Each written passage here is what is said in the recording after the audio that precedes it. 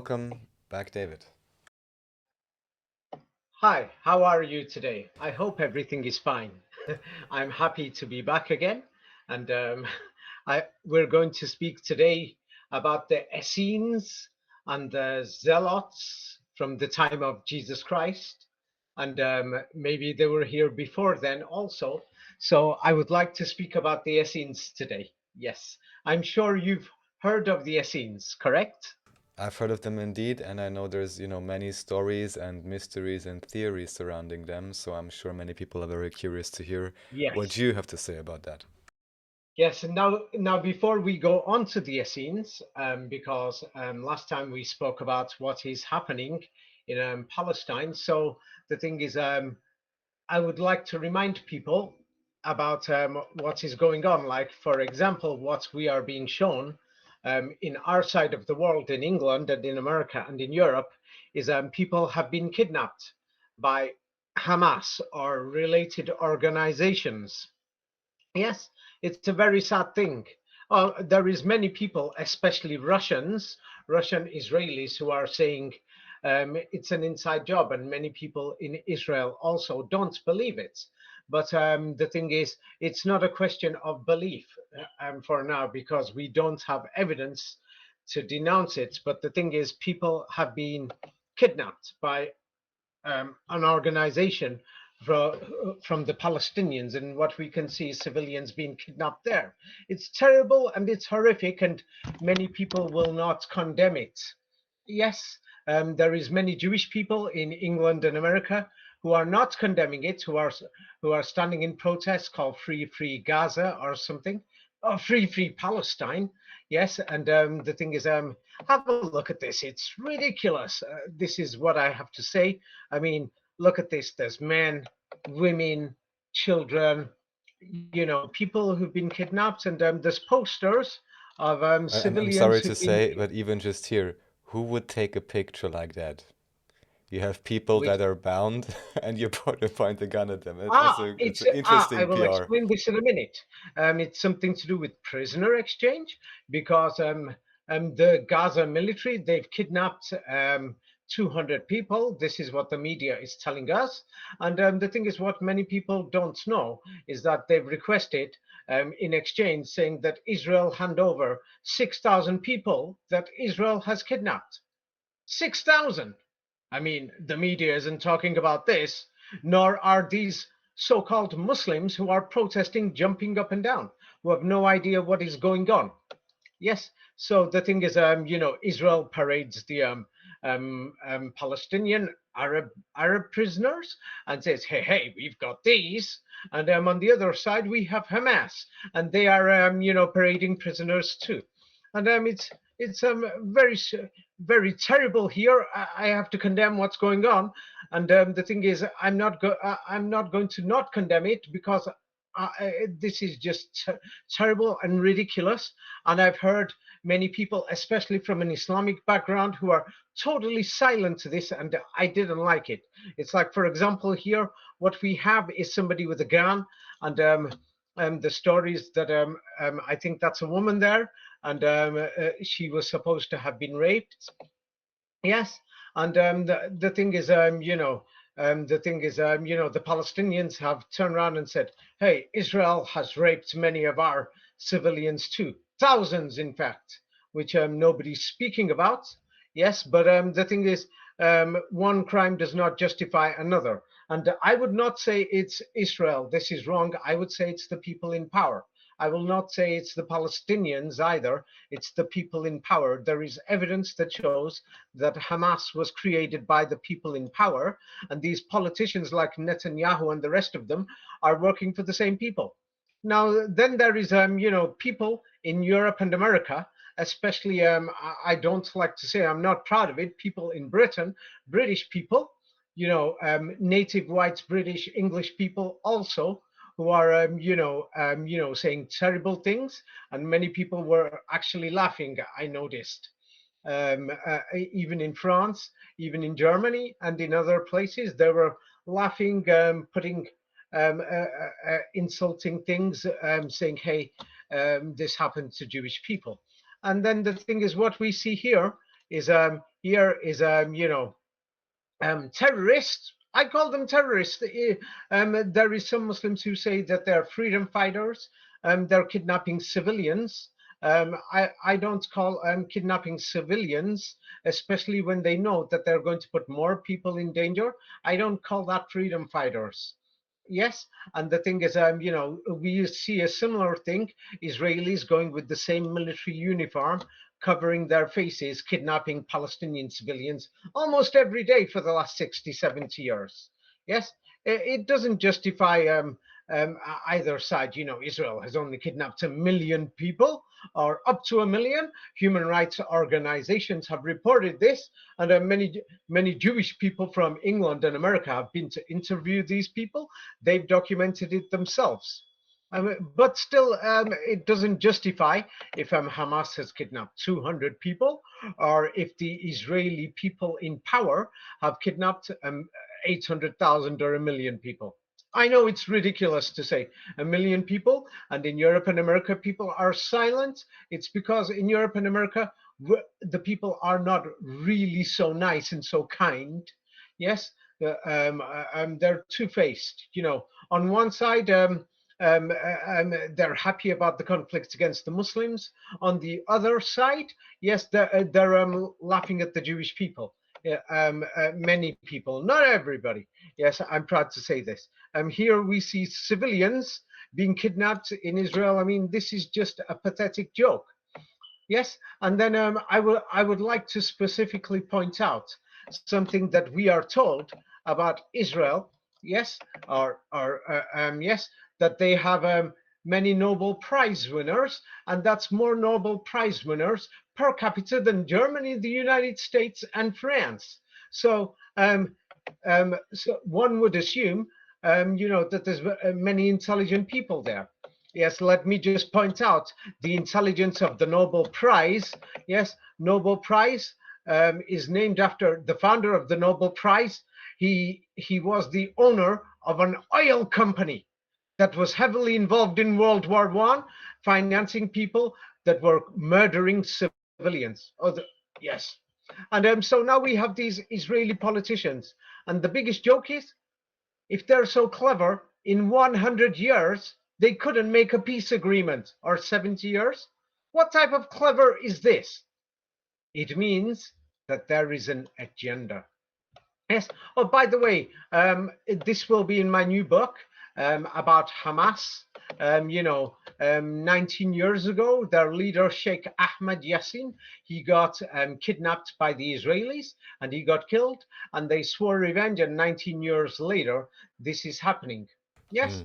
And then, of course, many people will say, last time David spoke about the Palestinians, today he's speaking about the Israelis and everything. People are going to say that David is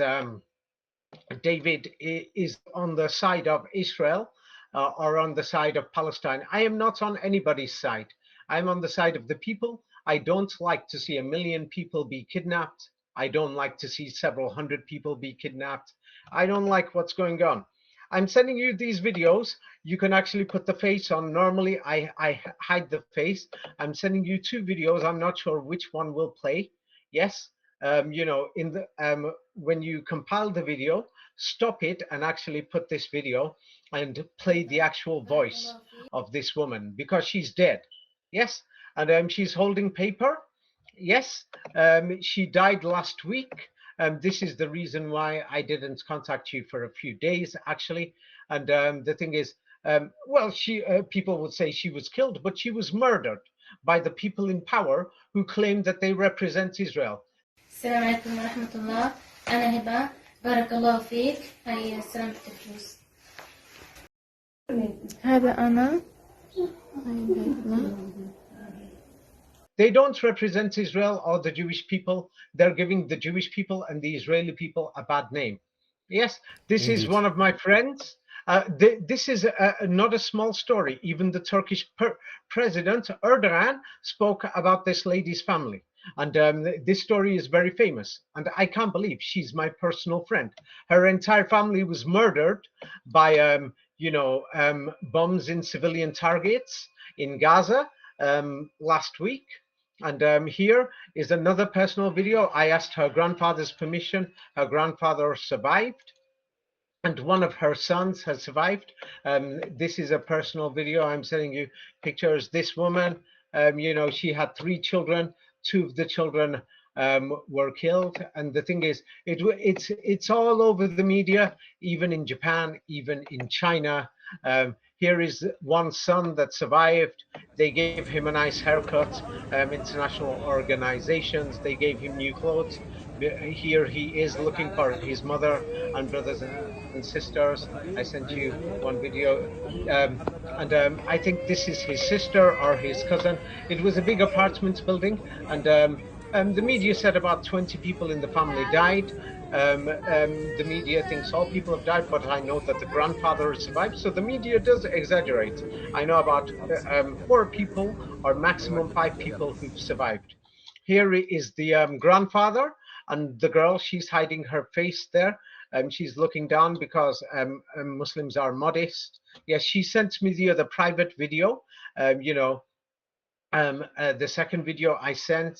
Yeah, if you want to hide the faces or something of the blood and everything in the pictures, do it. You know, and the big son has survived. I knew them personally, so I'm sending these pictures to verify that I knew them personally. Yes, and the thing is, I knew them personally. And the thing is, you know, the entire family, 15 people, and in the apartment block, you know, 100, not hundreds of people. I mean, because the next door, many buildings collapsed also, so hundreds of people died at that time. I don't know what type of people are in power in Israel. Yes, here is more personal pictures. Yes, and the thing is, it's because I sent them money several times. Here she is with her 3 children, and one child survived. I know the area pretty well. And the thing is, in case somebody is saying that's a fake picture of the father and everything, this was on the total, all over the media and everything. In in it was even in Nigeria, it was even in Russia. I checked it, I couldn't believe it. It's all over TikTok, Instagram. All these Muslims have contacted me, and they're showing me this. I would like to say something to them. Many of them are now telling me, saying, hey David, how can we help these people? Or these things, you know, this family is dead. How are you going to help them now that they're dead? It's all over the media. You know, the entire family got killed. I'm estimating several 100 million people have seen this thing, and they can check with the Palestinian Authority. Here is her identification card because I was sending her money. She's dead, so you can publish it. I asked her grandfather's permission. He survived, and what is very important is her name. Aha. Yes, her name, now I'm going to show you, is very strange. And this is where the Essenes come in. Yes, her name, I'm writing it out so that you can put it there, is actually Heba is her first name. Her family name is Jouda. She is from the original tribe of Judah. And this is where we're going to talk about what do you call it, the Essenes, and what was and more about who are the Jews, and same like English. The Americans are English. The Australians are also English. Many of them, I mean, and in England there is English too. So there are many of the places. This is her name. If people want to find it, yes, and let me just send evidence. I've been sending her money because there's some evil people, yes, who commented and saying David hasn't, they're fakes, this, that, whatever. When I said I put it that I constructed these things, those evil people know who they are. Why do you? I've noticed you keep coming back and watching more videos. Why are you watching more? And then you pretend and put some nice comments and fake ones. Yes, you know, I don't know why they do this, you know, but of course they've got no shame or no respect. But all I can think of is that, of course, they'll come because they know that I've got something important to say. But anyway, let me just send proof that I sent money. You know, yes, recently I sent her money, so I'm going to send the proof now. I can't send anymore because she's dead. Yes, so here we have here is transferring money on MoneyGram. Yes, this is $100 US. Here is another time, transferring money. This is 50 US.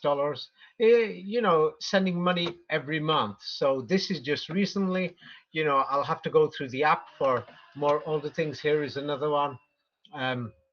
$50. Here is another copy of her identification card with the number, and it's very clear. In case somebody thinks I'm lying about this, that she's dead, let me just, I didn't believe it. When the father told me she's dead, I asked him more than 20 times in that day. I didn't believe it. Then I started checking online. That's how I found out. And then I was surprised. Just 3 days, here is her name on the Palestinian Authority register. Here she is in Arabic news. And the thing is, the story was so big because the entire family was basically killed, apart from 4 or 5 members. And the thing is, let me just show. Here is the area in the buildings and the identification card number. So here is from Turkish news. And what we see in Turkish news, it says Filistinli çocuk, not kokuk, çocuk, cansız bedenler arasında ailesini aradı. It's saying, from this apartment block building, yes, the entire building has been destroyed. The entire family has died. And the thing is, in the background, we can see a new building that's being built there from damages before and everything. But let me just show that it's on the Turkish media. And the Turkish president spoke about it just on Sunday. Here is from the Turkish media. Gazetin acı görüntüler Filistinli çocuk cansız bedenler arasında ailesini aradı. Yes, it's saying that the entire family was killed. Now this boy in the video, yes, many people have seen this in non-Western countries because it's blocked in Western countries or not shown. Yes, the Western media doesn't show these things. It's because the people in power in the West are in power over there. And the thing is, it's got nothing to do with the Israeli people or the civilians. I'm just sending you so that people know that this is actually worldwide news. I couldn't believe it. Yes, so the thing is, I denied it about 20 times, even the next day, the day after. I was just looking for clues. I didn't want to believe it. Actually, it devastated me because, I didn't think that it's going to happen. I had no idea.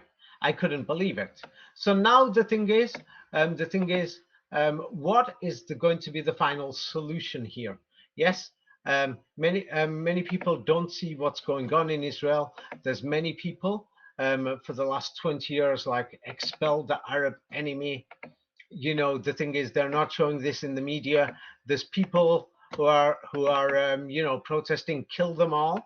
And then many people are saying, who are the Israeli military?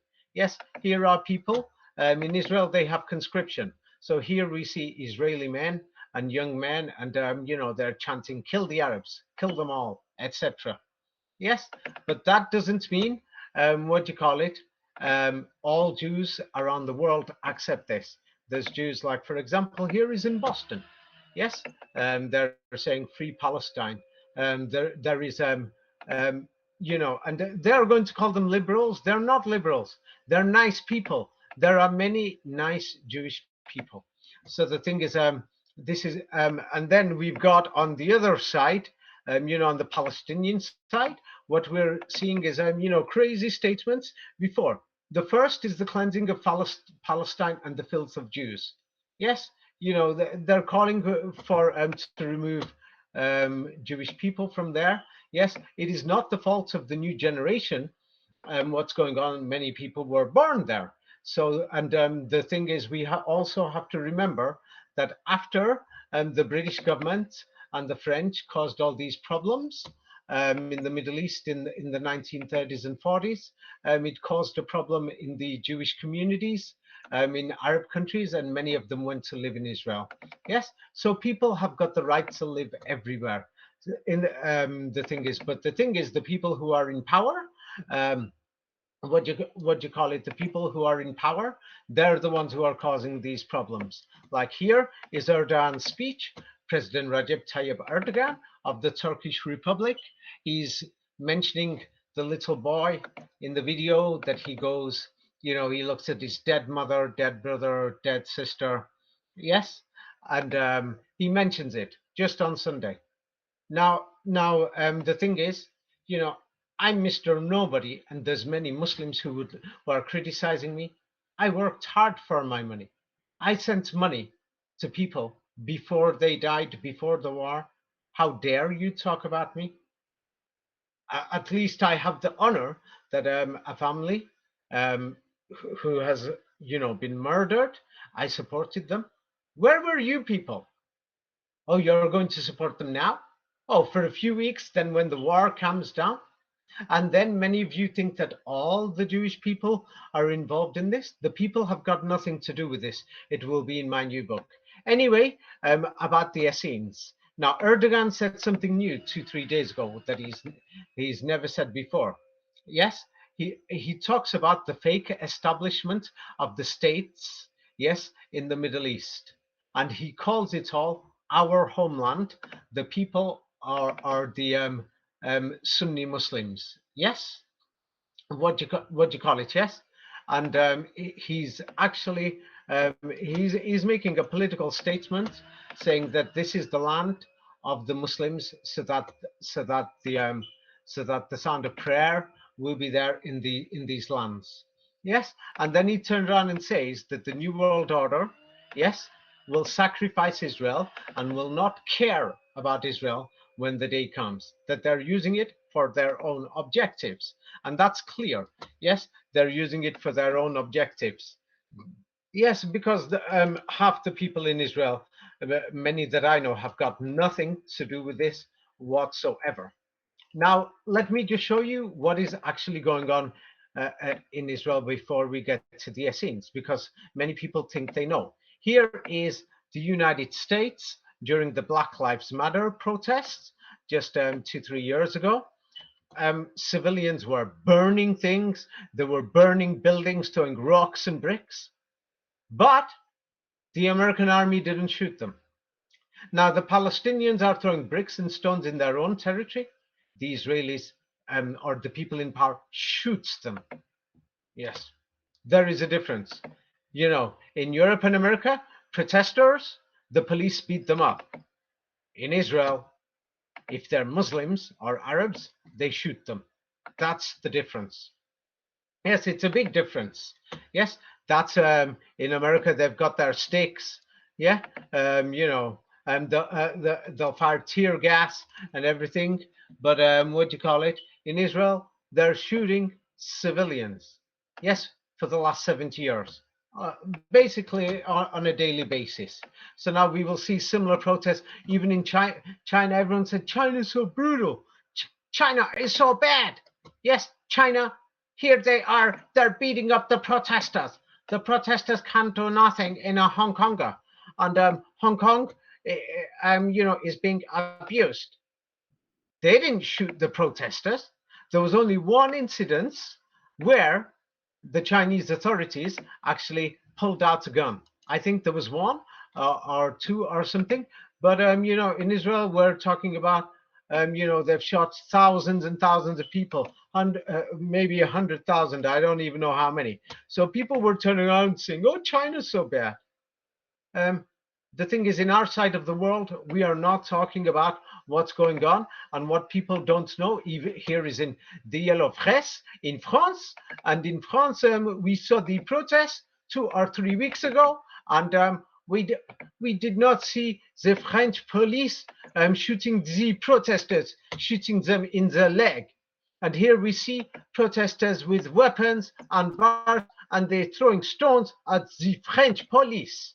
But the police, what they did was what our normal police force will do. Now let's compare in Israel, not Israel, inside Palestine, Israeli soldiers who are working for the people in power, nothing to do with the Jewish people, by the way.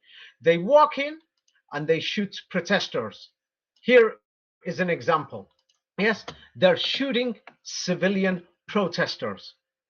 So they've invaded. They're no different from Hamas. Yes. Now Hamas has shot several hundred people in this incident. How many has the Israeli military done? How many have they shot?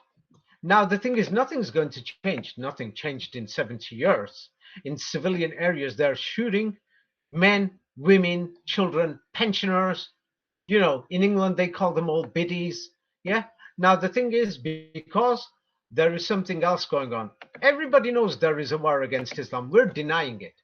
There is a war against Islam, so nobody will want to know. Now, nobody can turn around and say the Israeli army is the only brutal one. The Americans did the same thing. Yes, they did it in Iraq, Afghanistan, in Vietnam. Yes, and what do you call it? Yes, even Israeli newspapers. This is not, Jewish people making up stories outside Israel. Yes, Israeli newspapers even regularly report they've had enough of these people in power. 42 knees, like when there's children or men or women or pensioners, old biddies, if you want to call them, walking past, they're shooting them in the legs. Yes, 200 Palestinians killed, 8,000 injured in 2 years. Yes, and it's not protest, it's an invasion on their territory. Oh, they're going to say God gave it them. Okay, maybe God gave it them. I would like everyone who's listening, please telephone God or send him an email and ask him, did God tell these people that they can shoot people in the leg?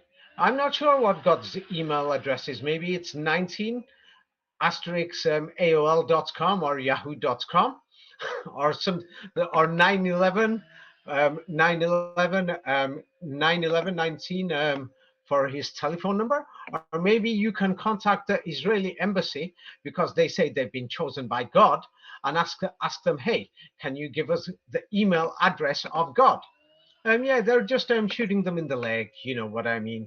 So now many of these people, their brothers, sisters, and fathers, they have joined Hamas. But Hamas, they're only attacking several hundred people a year. Israel is attacking thousands of people a year. So now the thing is, here we are, they're just shooting people in the legs, kids who are walking past going to school, things like this. Oh, they're a tough army. They're so tough that they can shoot kids. But tomorrow morning, if the British army walked in, like the Arab Legion walked in, they couldn't fight then, could they? Yes, they can't fight when a real army walks in. Yes. So the thing is, you can't tell the difference between some of these people. Like this one here, he just looks like an average Israeli to me. Yes, because many Israelis are not white. Yes, and they're shooting them in the leg. The Israeli army, when they go inside Gaza, or they've been going inside, or the snipers are shooting, they've been coming in and out, for the last 70 years in the West Bank. There's a woman on the floor. They're just shooting people. Yes, shooting people random. It's a bit of a joke. You don't need to see a computer game. They do these things all the time. Yeah, even at checkpoints, they shoot people. Yeah. Or if you speak about it, you're getting shot, arrested. God knows what's going to happen, But it's actually a joke. Yes, it's actually a joke. What's going on? So the thing is, they're shooting, kids, babies. God knows what's going on. That it's actually just a joke. That the thing is, this is not about Gaza. This is not about Arabs. This is about something else. Yes, this is about the New World Order. People won't understand. They're just, killing kids, things like this. Thousands of people, shooting, 3-4-year-old kids in the eye, going outside schools, where there's 7, 8-year-olds and shooting people who are walking past even in the morning, afternoon. It's just a joke. It's been happening for 50 years. Shooting people in the leg. So all these protesters who are going out there, free Gaza, do they even know what's going on? Have your protests helped a single thing in 100 years? And then you're going to criticize me? Yes. And the thing is, hey, I've been sending money. I've even sent you proof. So who the hell are you to talk about me? You understand? Yeah, they've got no right to talk about me. Things like that. Yeah. Well, anyway, it's just disgusting what's going on, and it's actually the people in power. It's got nothing to do with the Israeli people. Yes, there is many Israeli people who are involved, and many. Here is a picture. People who are shouting, "Kill the Arabs! Kill the Arabs!" Kill them all. Many of these men are in the army because in Israel there's conscription.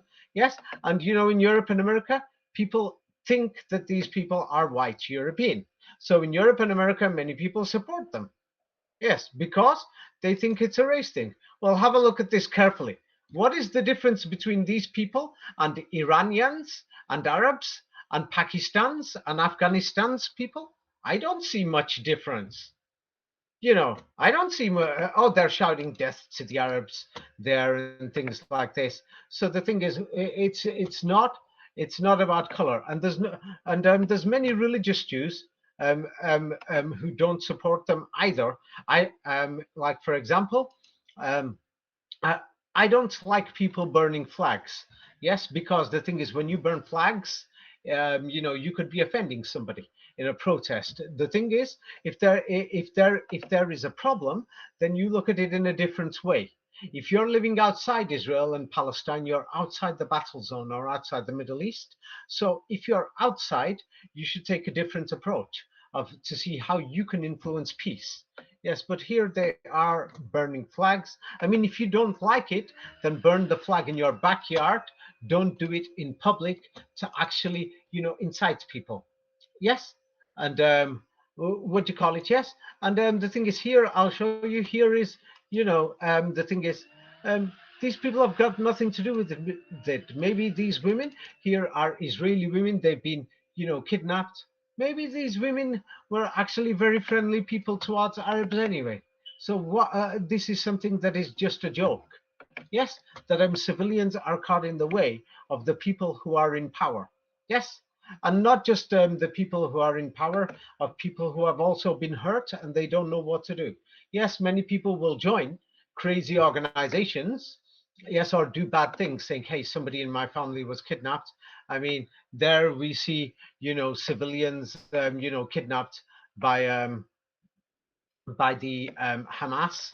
It's not a nice thing. And here we see, the brave Israeli army that in the new picture, let me just send it to you. It's where they've been bombing hospitals, yes, and other places. Because I have friends all over the world, I have verified these things. And the thing is, some of these children who are dead, some of their fathers are going to think, hey, I will want revenge. I mean, does it not say in the book of God, these people claim that we have been chosen by God? Yes. Does it not say an eye for an eye and a leg for a leg? So, so now I will show you what is very evil. Yes, what's going on in the world. Yes, especially in our side and on the Muslim side. In our side, we are being shown what's going on for the Western civilization, and on the Muslim side, there, the Muslims represent probably a quarter of the world's population. And they're showing only what's in their side of the world, which is not fair.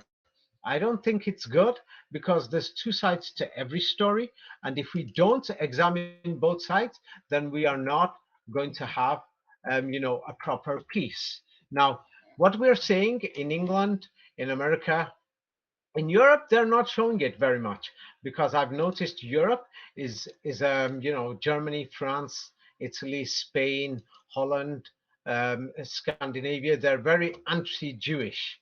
Yes, I noticed this. People are showing posters showing Hamas has kidnapped people. In fact, let me find a better picture. Yes, and then we will see people in America and Canada who are supporting Israel saying, look, all these people have been kidnapped. But now in Europe and America, they're showing this in the media. But in our side of the world, what we can't see, because I'm speaking to people in our side of the world, we have to see, hey, the Muslims are holding up posters too. Why has Israel kidnapped these people? Yes, they've kidnapped women, children, And again, just pensioners. to be clear, the kidnapping has occurred by, let's say, the quote unquote Israeli military and quote unquote Hamas, which again both are controlled by the same New World Order. And I mean, that's the big joke, right? Yes, I'm just about to get to this. Yes, yes, no, So I now just the wanted to first, make it clear again because it's so insane how you can yeah, rile people up and you can have an yeah. endless Now, cycle of now the thing violence. is, because of the racism of people, let me just show an example to people. Here is women, in Cyprus, and you'll see them without the headscarves. Here is similar women. Just because we see them dressed like this, we seem to think, I can relate to them.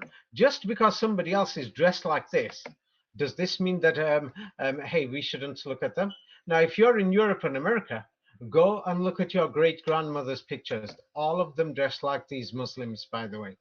Yeah. So you've got no right to look down on them. This evidence is in my books. Yes, and the thing is, in every war. Now the thing is, let me just show you. Here is James Bond. I quite like Mr. Bond, and Mr. Bond, 007, they say he is. And if you would like to know, sometimes I would like to say, when I play the character of James Bond, I say, the name's Bond, James Bond. Now here, let me just show you. Um, um, here is a picture of James Bond. He's on a parachute, and he's such an expert. He's so amazing when we watch these movies, and he's parachuting and landing in enemy territory. Now we know that he had the best training in the world. Only members of the CIA, the KGB, and Bond, of course, and the British Secret Services have such training. Oh no, Now, I I have would an like to idea where point you're going. Please continue. Yes, I would like to point out to you that when Hamas mysteriously invaded Israel with the parachutes and all these things, they had such heavy military training that the Egyptians aren't capable of this. The Jordanians aren't capable of this, nor are the Saudis or the Syrians. Even the Israelis would have a difficult time to be trained in such a way. The Israeli army is not even trained up to such a standard. I can almost vouch for that. Everybody thinks Mossad is like very advanced. It's not really. Yes, the Americans have got this kind of training. The Chinese have got it now. The British have it. The Japanese have it. The Russians have it. The Germans don't, because Germany, after the Americans took over, we pretend it's an independent country, but with American bases everywhere. In other words, we rule your country. Same with Italy. Italy, the people think they're independent, but that's a joke. Yes. So now I would like to point out, who the hell are these people, Hamas? There is no way. And then they're firing thousands of rockets non-stop that we're hearing. Many people say that the rockets are fake. There is no Iron Dome. But let's pretend it's true. Let's pretend for a minute. They've got thousands of rockets. You need a big industry and an economy to manufacture these Katyusha rockets. And if many people don't know, they can check online. The Katyusha rockets have a maximum range of up to 19 miles, which they tell us, 19 Oh, miles. Yeah. And 19 years ago, Hamas's leader got assassinated. You know what I mean? On the first day, there was 1,900 injured on both sides. I won't get into that, but there's more of this media lie that's going on here. Now, you tell me, how the hell did Hamas get the training? Same like James Bond. I mean, Bond, my dear, I've been watching you for quite a long time. I don't understand. How could you be on the side of these Hamas or Palestinians? maybe Hamas is working for the British. By the way, when Sheikh Ahmed Yassin formed his organization many, many years ago, his Islamist organization had the same name as the British organization that the British formed in the 1930s in Gaza. Oh, by the way, Hamas's original founding organization was registered in Israel. An Israeli organization. Oh, these are in my new books. I won't get diverted. So now let's go back to Heba. Yes, the lady who's died. Yes, you know who's died. Her name is Heba Judah, and the thing is, I I wasn't going to share this information because I'm actually sick. I'm actually sick to death of the pathetic comments by many evangelicals and Islamists who are coming on the videos putting stupid, pathetic comments. Yes, and they're disturbing other people. I even saw some comments that are laughable. That some people saying, "Ah, that's David commenting." Excuse me, I get 1,000 messages a week. Yes, and messages and comments for books and everything. I doubt I'm sat there on some stupid YouTube comment to comment. The reason why I read them is to see has anybody posted anything important for me to actually discuss. Yes, so now let's go to these Essenes. Yes, and as you've noticed, the name is Judah. Have you noticed this? Yes. Isn't she supposed to be an Arab? Or what they say, Ishmaelite? Or is the whole story of Arabs and Ishmael a forgery? Her name is Judah. This indicates the tribe of Judah. Yes, not just indicates, it actually is the tribe of Judah. I'm going to present the evidence now. Yes, let me just find the page where to start. Yes, so a big question is, why was that lady from Palestine, her family named Judah? Yes, I send money to many people all around the world. Yes, not just this family. Yes, by the way, in case somebody's saying, hey, David's talking about one family. But anyway, so getting back to it, when I read serious comments, somebody was mentioning the indentures. Yes, the thing is, these people were very smart and very clever.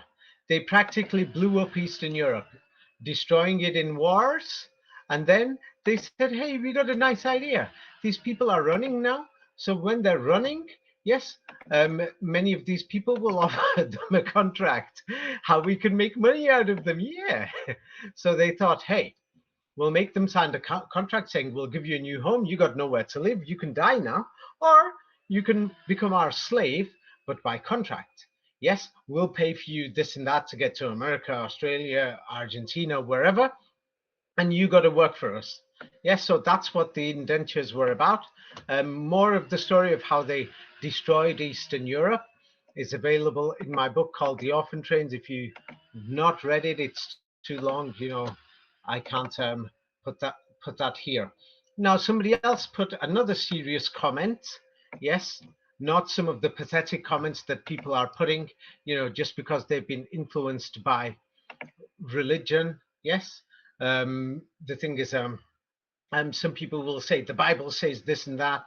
The Bible does not tell you what's going on in South Korea several centuries ago. It's not telling you what happened in Cambodia.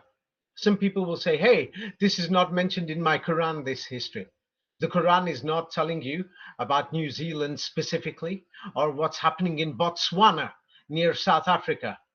What is wrong with you people? Huh?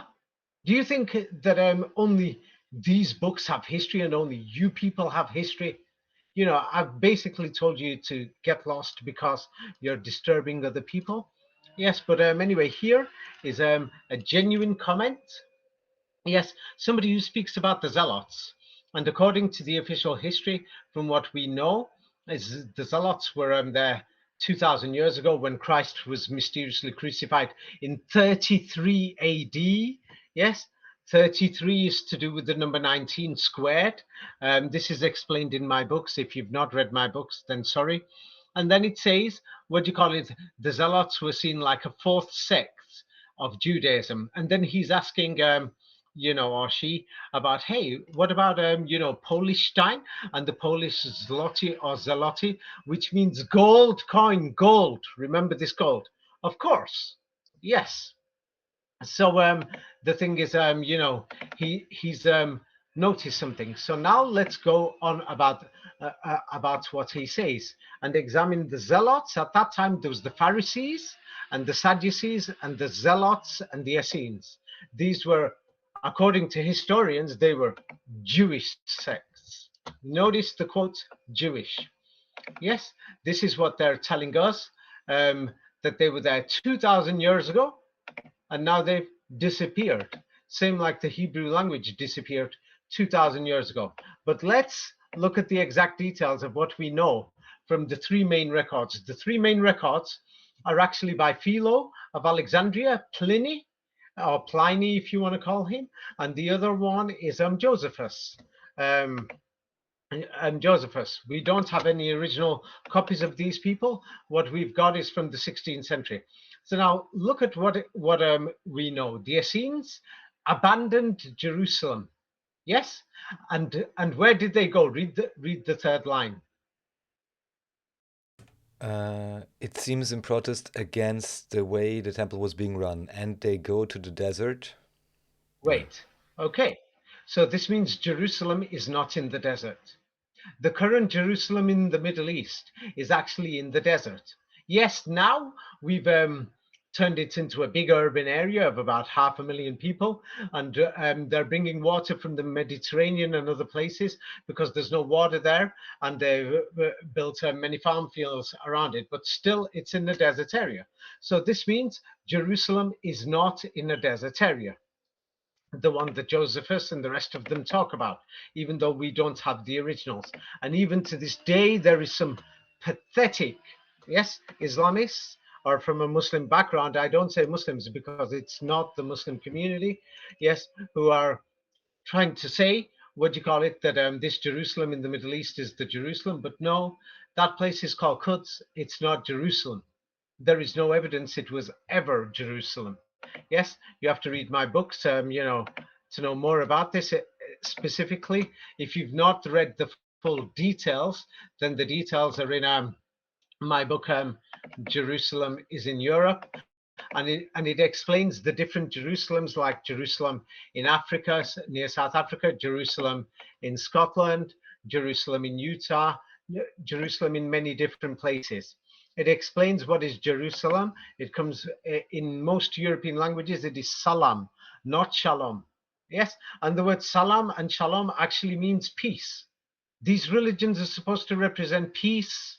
So why are people jumping up and down in protest? Inciting people? I don't see no peace in this. Yes.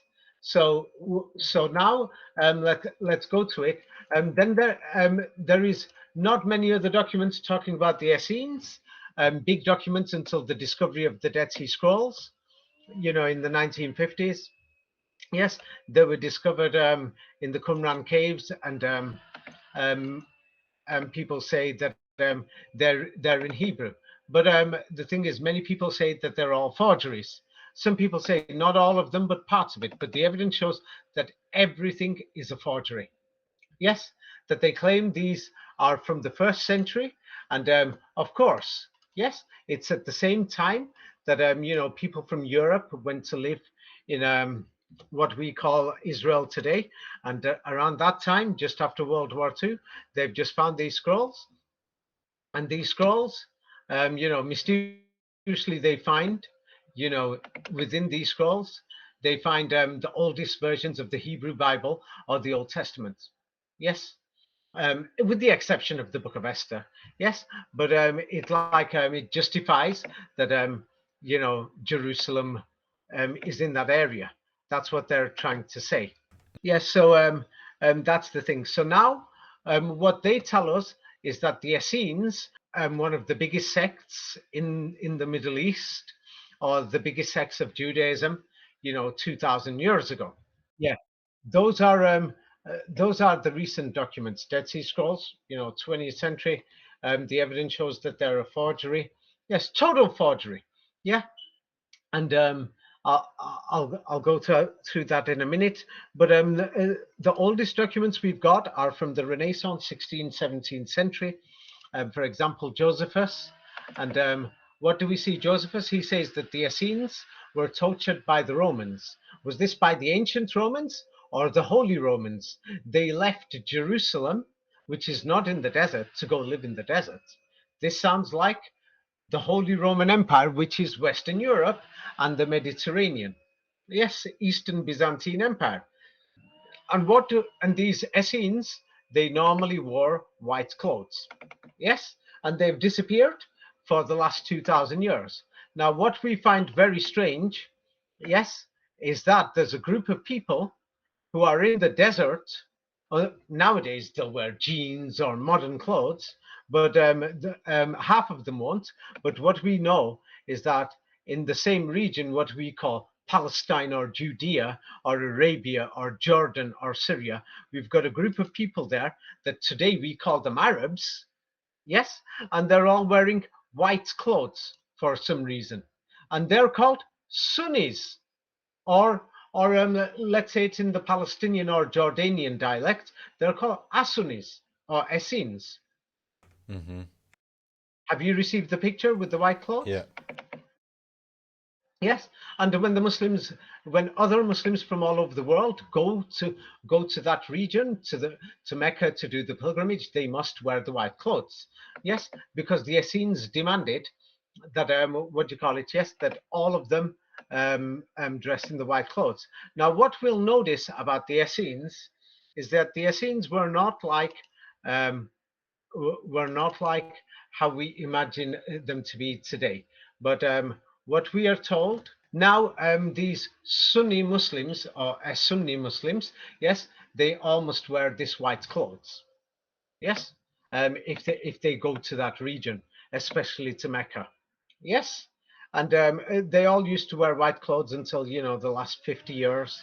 You know, as European Mm-hmm. invaders came, and things like this. So why do they wear white clothes?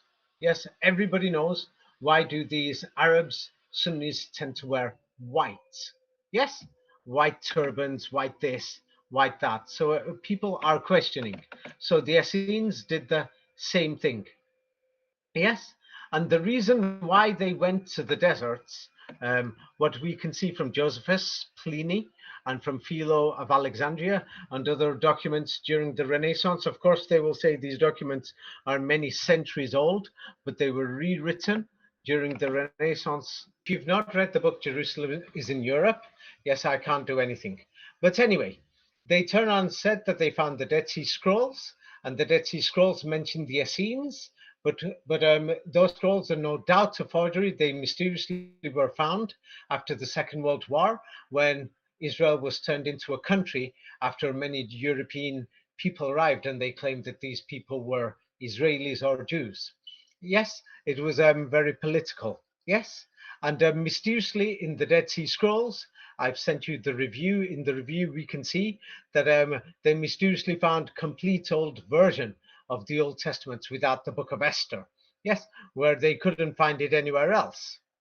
Yes, but anyway, and they claimed that the Dead Sea Scrolls were written by the Essenes. Yes, and the Essenes have been mentioned by Josephus, and Pliny, and by Philo of Alexandria, and many other people. And they've told us they disappeared 2,000 years ago. Yes, but many people wrote about them in the Middle Ages, everything. It's so strange that they disappeared for 2,000 years ago, and they've gone. These people were supposed to be for God. Didn't these people save God? But anyway, what we know about these Essenes is that these Essenes, Josephus relates that they used to wear white clothes.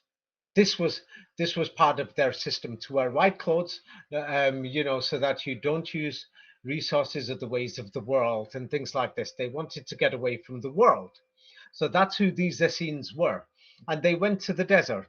Now, when they went to the desert, what is so strange is that they went there, and they went from Jerusalem. And they left Jerusalem to go to the desert. So this means Jerusalem was not in a desert area, which is clear. Yes. So these people are going there, so they are called Jews according to Josephus, or from the people from the kingdom of Judah. Now, what is strange is that in the Middle East there is a group of people in Jordanian and Palestinian and many of the local dialects. They call themselves Sunnis. In English, we call them Sunni. Yes, Sunni Muslims. It's so Hmm. strange they've got the same name. Yes. Oh, by the way, this Heba Jouda who died, her name is Jouda. She's from the family and tribe of Judah. Yes, which she is. She was one of these Sunnis or Essenes. They told us that the Essenes or these Sunnis died 2,000 years ago or 1,800 years ago. But these white clothes, as you can see in the photograph, when the Muslims go to the Kaaba, and this was a tradition from the Essenes or the Sunnis from before the Prophet Muhammad. They've been doing this before the Prophet Muhammad existed. So they did not get this tradition or this idea from the so-called Muslim history called Hadith. It was already there. Yes. Many of these desert Bedouins, they can't read or write. They've kept this tradition. You don't read a book, how to tie your shoelaces when you're a child, or how to brush your teeth, saying put the toothpaste on the toothbrush. The children learn it from their parents. Yes, you don't learn how to eat from reading a book when you're a baby or a child. You learn it naturally Right. and you see it from your surroundings. So the Muslims have been passing down this Sunni tradition. It is nothing to do with these books. Now, now the common Sunni tradition, which is worldwide in these desert regions, yes, is the common tradition. Now there's different books, history books. I've spoken that the British and the French and the Europeans put them there. They're all forgeries because they say do different things and it's causing hatred, division, and it also, and they claim that this Prophet Muhammad married a 6-year-old girl, which there is no evidence of whatsoever. The only evidence is that the Europeans put these things there. Yes. Well, anyway, so they wear this white clothes to make sure that everyone is the same, that even the prince, the king, the rich, everybody must stand together because in front of God, nobody is any different. So it's well known. Here is from Quora. Many people are asking who visited there from the West saying, hey, why do these Arabs and Sunnis, why are they all wearing white in general? Yes, sometimes green, but generally in white. But anyway, the Essenes, they wanted to get away from the world. Yes, that's what, and they wanted to live a simple life because to them, yes, what do you call it, the apocalypse and the end of the world was near. Yes, so now what we have been told by historians, which is a total forgery, yes, the Essenes vanished from history 2,000 years ago. They just disappeared. Same like ancient Rome disappeared, ancient Greece disappeared, Hmm. ancient Israel disappeared. Everything just disappeared. Ancient Egypt disappeared. You know, so the thing is, what do you call it? So now the Dead Sea Scrolls are even more of a forgery because they're telling us there's only a few thousand people. Yes, um, according to the calculations from when we get there, and we know that the desert Bedouins they don't read or write, and we've got many of these scrolls. And the thing is, how could they have written and wrote over there? There's no paper over there. That's another thing. You can't even make paper over there. So it doesn't make sense. And the thing is, they try to deny it, but the evidence shows John the Baptist, Jesus Christ, and all these prophets, they followed the system of the Essenes or the Essenes in Arabic or the Sunnis, or they followed this so-called Sunnah. Essenes is plural, or it's Essene. Yes, or Asunna in Arabic. These people, yes, followed this so-called Sunnah. Yes, and the thing is, well, in the Dead Sea Scrolls, they've added a lot of fiction and fantasy, but even from there, yes, because same like September the 11th, they've added fiction and fantasy, and the war in Iraq, the weapons of mass destruction and the lies they added on. But anyway, they mentioned that Jesus Christ, one of his brothers, they will say it's a biological brother, maybe it's just a brother in faith. He was the leader of the Jerusalem Essenes. So there was Essenes or Sunnis, everywhere. Yes, yeah, and what do you call it? Yes. And the thing is, when we look at some of these histories, what they're telling us James the Just, or James, yes, he became the mega Bakir, or the Essene or Sunni name for bishop. Mega means Maha, or the great, Hmm. and Bakr or Baker in English, James Baker in American, yes, what do you call it, the name of their leader. And the Muslims had this great leader known as Abu Bakr. I wonder who he really is. Yes, you know, I wonder who he really is. So what do you call it? What we know is that the Essenes, yes, according to what they're telling us, yes, according to their interpretation, they prayed 3 times a day. Yes, and they prayed at night and in the morning, so that would make 5. Yes, and the thing is, when we look at this Muslim caliph or leader, the great leader, yes, he was called Abu Bakr. Yes, Father Baker. Abu means father, and that was the name of James the Just. He was the father, the bishop, and he was called the Father Baker. And like James Baker or Thomas Baker, yes. So now we've got Father Baker, and he was the leader of the Sunni or Sunni Muslims. There we go. So we just we find these things, that they're there. And what do you call it? What do we know about the Essenes or the Sunnis?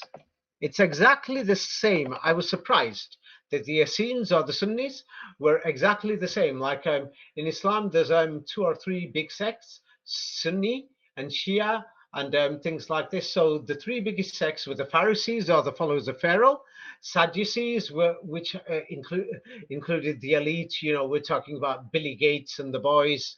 Yes, and these Essenes, what do we see? They don't have cash. They don't have property. Yes, of course, they probably had gold coins and things like this. And the thing is, they were like nomads moving around the desert. That sounds like the Sunni Arabs to me. There's no difference here. Yes. Hmm. And they were the people who said that we've got the knowledge and the truth. Yes. So now the thing is, and what they did is they gave up their property and all these things, basically homes, everything they gave up. They left Europe, they left Asia to go live in the deserts, because they wanted to be, living like with God. Now, what is strange is that the Quran confirms this history. And we don't find this history in the Bible, or in the Sanskrit scriptures, or in anybody's scriptures, or in the Pali scriptures, or anything. We don't find it. That in the Quran it says that God has taken in exchange from the believers, from their lives, their properties, in exchange for the next life, for paradise. Now that's what the Essenes did, or that's what the Sunnis do. Or now the Sunnis are becoming something else, but the original Essenes or Sunnis did that. Yes, so they were the 3 main groups of Judah. Yes, we are going to examine who is Judah and original Judah, not the modern Judaism. Yes, the modern Judaism is something totally else. Yes, so the thing is, what do you call it? What we've got is the Pharisees, the Sadducees. Pharisees is clearly the people of Pharaoh, the priests. That's where the word paris comes from, or parish church, all these parish churches. Yes, Hmm. the Pope, it's the same people, the Pharaoh's people. Yes, so now let's look at the Essenes and go further. Yes, as a group, the Pharisees were distinct for being opposed to the political rulers of Israel. Yes, are distinct because they were opposed. They were fighting, whatever. Yes, are distinct, yes. And what do you call it? They were supposed to focus on ceremonial washing, like baptism, for a ceremony. And they were strict with, what do you call it, to the oral law or tradition of elders. Do you see the tradition? And their elders, it means that they had some form of law. Yes, and their beliefs included supernatural elements and things like this, which sounds like the Vatican. Yes, that they did have, the resurrection angels, but it sounds like the traditions of the elders. And the thing is, what do you call it? The Pharisees were the group. who had the most power, and they demanded the arrest, trial, and the murder of Jesus Christ. Yes, this is something that's there in historical documents. Yes. Now, what do we know? What do we call it? Let's go back to the Essenes now to differentiate. Now, the Essenes were similar to the Zealots, and they thought of themselves as Israelite warriors. Yes, so they were not only from Judah. Yes, many of them were from the Israel side. There was two kingdoms, and they were warriors who were fighting, yes, on behalf of God. Many of them were, but many of them left. So now let's look at the Zealots. The Zealots were the fourth group. And what do we see? The Zealots were mentioned by Josephus as fighters against the Romans. Were they fighting the Romans, ancient Romans, or was it the Holy Romans during the Middle Ages? The Zealots. Now, Professor Anatoly Fomenko has pointed out that Israel was Eastern Europe and the Holy Romans were Judah. Yes, and the thing is that the Zealots were fighting. Yes, and the thing is they were significant in Palestine during the period of the Gospels. And there is Simon the Zealot, or Usman. Yes, Simon, Simon, Usman. Yes, Usman, who founded the Ottoman Turkish Empire. And people found this very suspicious. Why was Simon one of the followers of Jesus Christ himself? Yes, and then the Gospels mysteriously failure to mention the Zealots or the Essenes, but they do mention the other Jewish parties, but they mysteriously have deleted the Essenes and the Zealots, almost like that they're not there. And then there is the Nazarenes. Yes, and in the Quran, the word Nasa is there to describe the Nazarenes. The word Christian is basically not mentioned in the Quran. Yes, it's a forgery and a lie that for the translations for the Nazara, who are supposed to be the friends of God. That's where the word, Ashkenazi come from. Yeah, Ashk means love. Yes, in Turkic languages, and then Nazi comes from Nazara, and there was the Nazis in Germany. In a modern Hebrew, in some dialects, Nazi also means leader, but Naza or Nazi in many Arabic dialects means friend. But Führer, the title actually comes from the word Pharaoh. Yes. So so now what Josephus does, he almost like he doesn't like the Zealots, he calls them thieves. He turned around, calls them gangsters. Yes, almost like mafia. Yes, and what do you call it? Yes, things like this. Yes, and the other thing is that the Zealots had a leader, according to him, Jesus Barabbas. So there was another person called Jesus, not just two. Yes, and on the day of the crucifixion, according to the histories that are there, and in some of the old Gospels, there is not one Jesus Christ on the day of the crucifixion. There's two. Do you know this? Yeah, Indeed. this is in my book, Jesus Christ. Yeah, if you haven't read it, then please don't put some pathetic comments because you've not bothered to look at some of these older documents. And there's some pathetic, dumb idiots who are saying David is showing Google screenshots. I'm showing the screenshots so that people know which link to press, so that they can open up which gospel, which chapter in the Quran, or which chapter in the Old Testament, which verse. Duh! Are you dumb or stupid? Yes, I'm going to have to speak like this about these idiots because they're trying to, deliberately give me a bad name. But the reason why I'm showing Google is so that people can have a look for these things themselves. So now the Zealots, what do you call it? Yes, mysteriously in the Holy Roman Empire. Yes, Professor Anatoly Fomenko mentions that there were schisms or divisions. Yes, and then what we can see is that Christianity, which was based in Egypt from the pharaohs, was spreading in different places throughout the Holy Roman Empire. Don't forget the Holy Roman Empire was Italy, Spain, France, Germany, Poland, Austria, Switzerland, Czech Republic, Hungary. It was basically Central Europe, Denmark. Yes, Holland, all these places. So the thing is, many of these places, yeah, in many of the cities, many of them, started imposing the system of the pharaoh, or what eventually became the Pope and the Vatican during the Middle Ages. Yes, so the Zealots disagreed with some of these so-called Roman laws or Holy Roman laws, especially taxation. Eh? They didn't want to pay tax. That's true with the Bogomils also with the Sunni Muslims until recently. Yes, and what do you call it? Yes, they didn't want to recognize the emperor as God.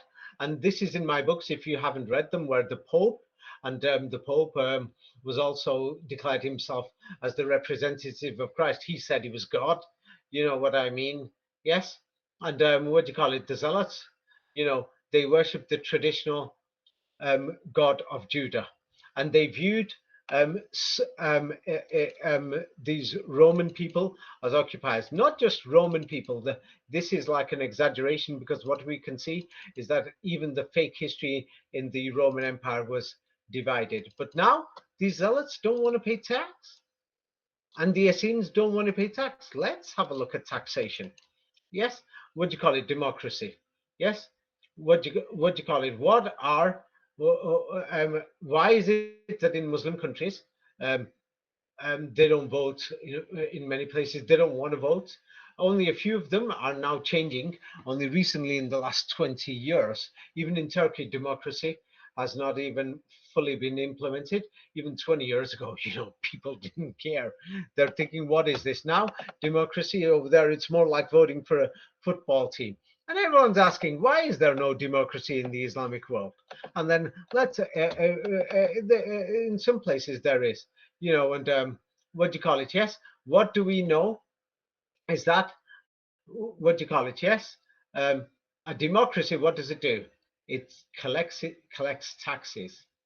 Yes. And you are voting for the people that you're giving the right to them to collect taxes. Yes. And now what they're trying to teach us is fake history. They're telling us the Middle East was Christian, and they're teaching us bogus history. It's not even worth reading. Yeah. Unless if you believe the crappy history. First, they're telling us the Middle East was Essenes or Sunnis, and then it became Christian, and then it became Essene or Sunni Muslim again. Yeah. Hmm. Yeah. And they're telling us the Essenes disappeared. Yes. So now the thing is, what do you call it? What they turn on say is that the Middle East governments are corrupt. Yes, but what about our Western governments? Are they corrupt or not? And the thing is, they fail to govern the people. Why don't these Muslims obey their rulers? Why don't they want to do anything? Now, the thing is, another reason why they're bringing in digital taxation and everything, they need digital money. A major reason, yes, is to make sure everyone pays their money.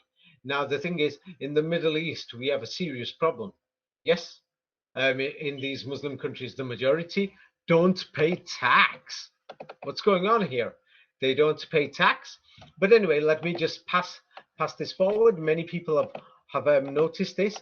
Um, they're asking in the Qumran schools, the Hebrew word Nazi is a messianic leader. Yes, yeah. So the word Nazi, yes, had the role of the Messiah. What's going on here? Ashkenazi, and in the Quran, Nazi Nazara means the friends of God. Yes, depending on which dictionary. I don't want to fight with people who are something. Yes, but anyway, yes. What we will see is the strange history of the Zealots. Yes, or Zuleta. Yes. What do you call it? Yes. Um, the Maccabees. Yes, were known as what do you call it? As the people who were the Zealots. Maccabi, or Mahaba. Yes, or the father of Mecca, or mega. The word mega in European languages came from that word. Yes, and then we have Maha or Muhammad. Yes, Muhammad was the leader of the Muslims, the Prophet Muhammad. Yes, yeah, Mahomet, Prophet Mahomet. Yes, so we've got something funny here. And then they're teaching us the fake history at the time of the Essenes and the Zealots. Yes, there was somebody from Judah. His name was Maccabi. Of course, here they put the Greek Maccabeus, like Julius or Augustus or Septimus. And what do you call it? And he freed the people from Seleucid rule. Yes, That's how they pronounced it. Yes, and they call the Zealots, what do you call it? Yes, they were known as the hammer or the military force. People, they were so strong and powerful that they changed it from Seleucid, however you want to pronounce it. Now, many people, they're not stupid anymore. People are saying, hey, the Seleucid or Seleucos Empire of the Mm-hmm. Seljuk Turks or Seljuk Turks, who are replaced. Yes. So the Seljuk Turks were replaced by the followers of Osman or the followers of the Sultan or Zeltan or Zelatan. Yes, they took over the Zealots, and they were known for the zeal for God. Yes, that everyone said they were crazy. They were daggers and things like this. So the thing is, in Arabic with the plural nun, in many cases, or in Western European languages, you put the an on the end, Rome, and then Roman, plural. Yes, we have the Zelatan, or the followers of the Sultan. Yes, it's just repeating history. They're pretending these people disappeared 2,000 years ago. But these zealots, what they did is they said God is their only ruler and the master. They didn't accept the law of man, any leader, dictator, or even democratic ruler or anything. They were not afraid of death, and it meant nothing to them when their friends or family died. It meant nothing. They continued with their system. Now, this is exactly the same, like how we have the what do you call it, the followers of the Sultan, yes, all the way through to World War One, until the Western powers got rid of the Sultan in Istanbul. Yes, the Muslim zealots and all the Essenes and the Sunni Muslims, they have the same principle even to this day. And they're telling us they disappeared 2,000 years ago, which is just a lie. Yes. So now the other thing is these zealots or the Zalatan or Zulatan or Sultan, followers of the Sultan, they always carried knives or swords. This is a giveaway of who these people are. Yes. And what do we know about even today that they keep on Muslim flags and the Muslims are Mm-hmm. famous for it? What do they have? Yeah. Daggers Mm-hmm. and swords. Yes, that they're famous for this. So now the strange thing is, many people they're trying to figure out biblical history. Who was Simon or Sman, the Zealot or Zoleta or Salat? Simon the Zealot, yes, was they're saying we can't figure him out. He was one of the 12 main disciples of Jesus Christ. They don't know who he is. They can't figure it out. You understand? He was a zealot. So Christ, we know, is connected to the zealots and to the Essenes. Now they're going to give us some bogus history, yes, from the word Macedonia or Masada, plural Macedonia, or what do you call it, Eden, the god of Eden, and they're going to say that the Essenes and the zealots were involved in the mass suicide. They committed mass suicide in Masada, what do you call it, 2,000 years ago or some garbage. And there's no archaeological evidence that Masada was there or they committed suicide or whatever. It's just a scam. Yes, when anybody turns around and talks about the zealot suicides, we all know, what do you call it, the Muslims are famous zealots in their religion. Yes, that they're connected to suicides. That's a fact. Yes, no matter how much people are going to deny it. I'm not talking about suicide for civilians. I'm talking about in war zones, the Muslims do suicide, and the Japanese did kamikaze suicide too. I mentioned about Japan and its relation to Islam in the past. But anyway, Masada clearly, comes from the name Macedonia and also from the name Masad in Iran. So now let's see who these zealots are. Yes, in these so-called Hebrew, Aramaic, or what do you call it, Arabic, or Syriac, or what do you call it, so-called Middle Eastern languages. Yes, the word zealot, yes, is clear. It comes from the word salat. It's clear. Yes, and these people, yes, they fear only God. They don't fear anybody else. even according to Islam today. It matches the exact historical record that we've got, yes, from the Renaissance and Middle Age times, that there's these people in Islam who are Salat people or Zalat. Yes, yes, and in plural Salawatan, or in plural Zalatan, or their leader is the Salatan, Sultan. Yes, and these people, they don't follow anybody except their priest. So now the thing is, when we start have a looking at these so-called Ottoman rulers, or so-called people in Europe, yes, the thing is, what they're telling us is that, yeah, it comes from the word Suleta, same like Zuleta. Yes, it means that these people, yes, only had authority and power, what do you call it, and what do you call it, there's Sultana, yes, Zalatan, yes, and then you know, in Western terms, in our history, we now call them powerful rulers and things like this, but let's have a look at this. Their title is different from Malik. Yes, Malik means king, like Muslims use the word for God, or these people had the title Khan, or king, and these people were crowned, or they could only rule with the authority of God. And this is what we see, yes, for all the Germanic rulers in the Holy Roman Empire, that they were crowned with the authority of God. Now, by the permission of God, to rule only in the way of God, that they couldn't rule and make their own rules. Of course, they've falsified the history of this, and they're claiming that these people got crowned or ruled by the Pope or the Papa.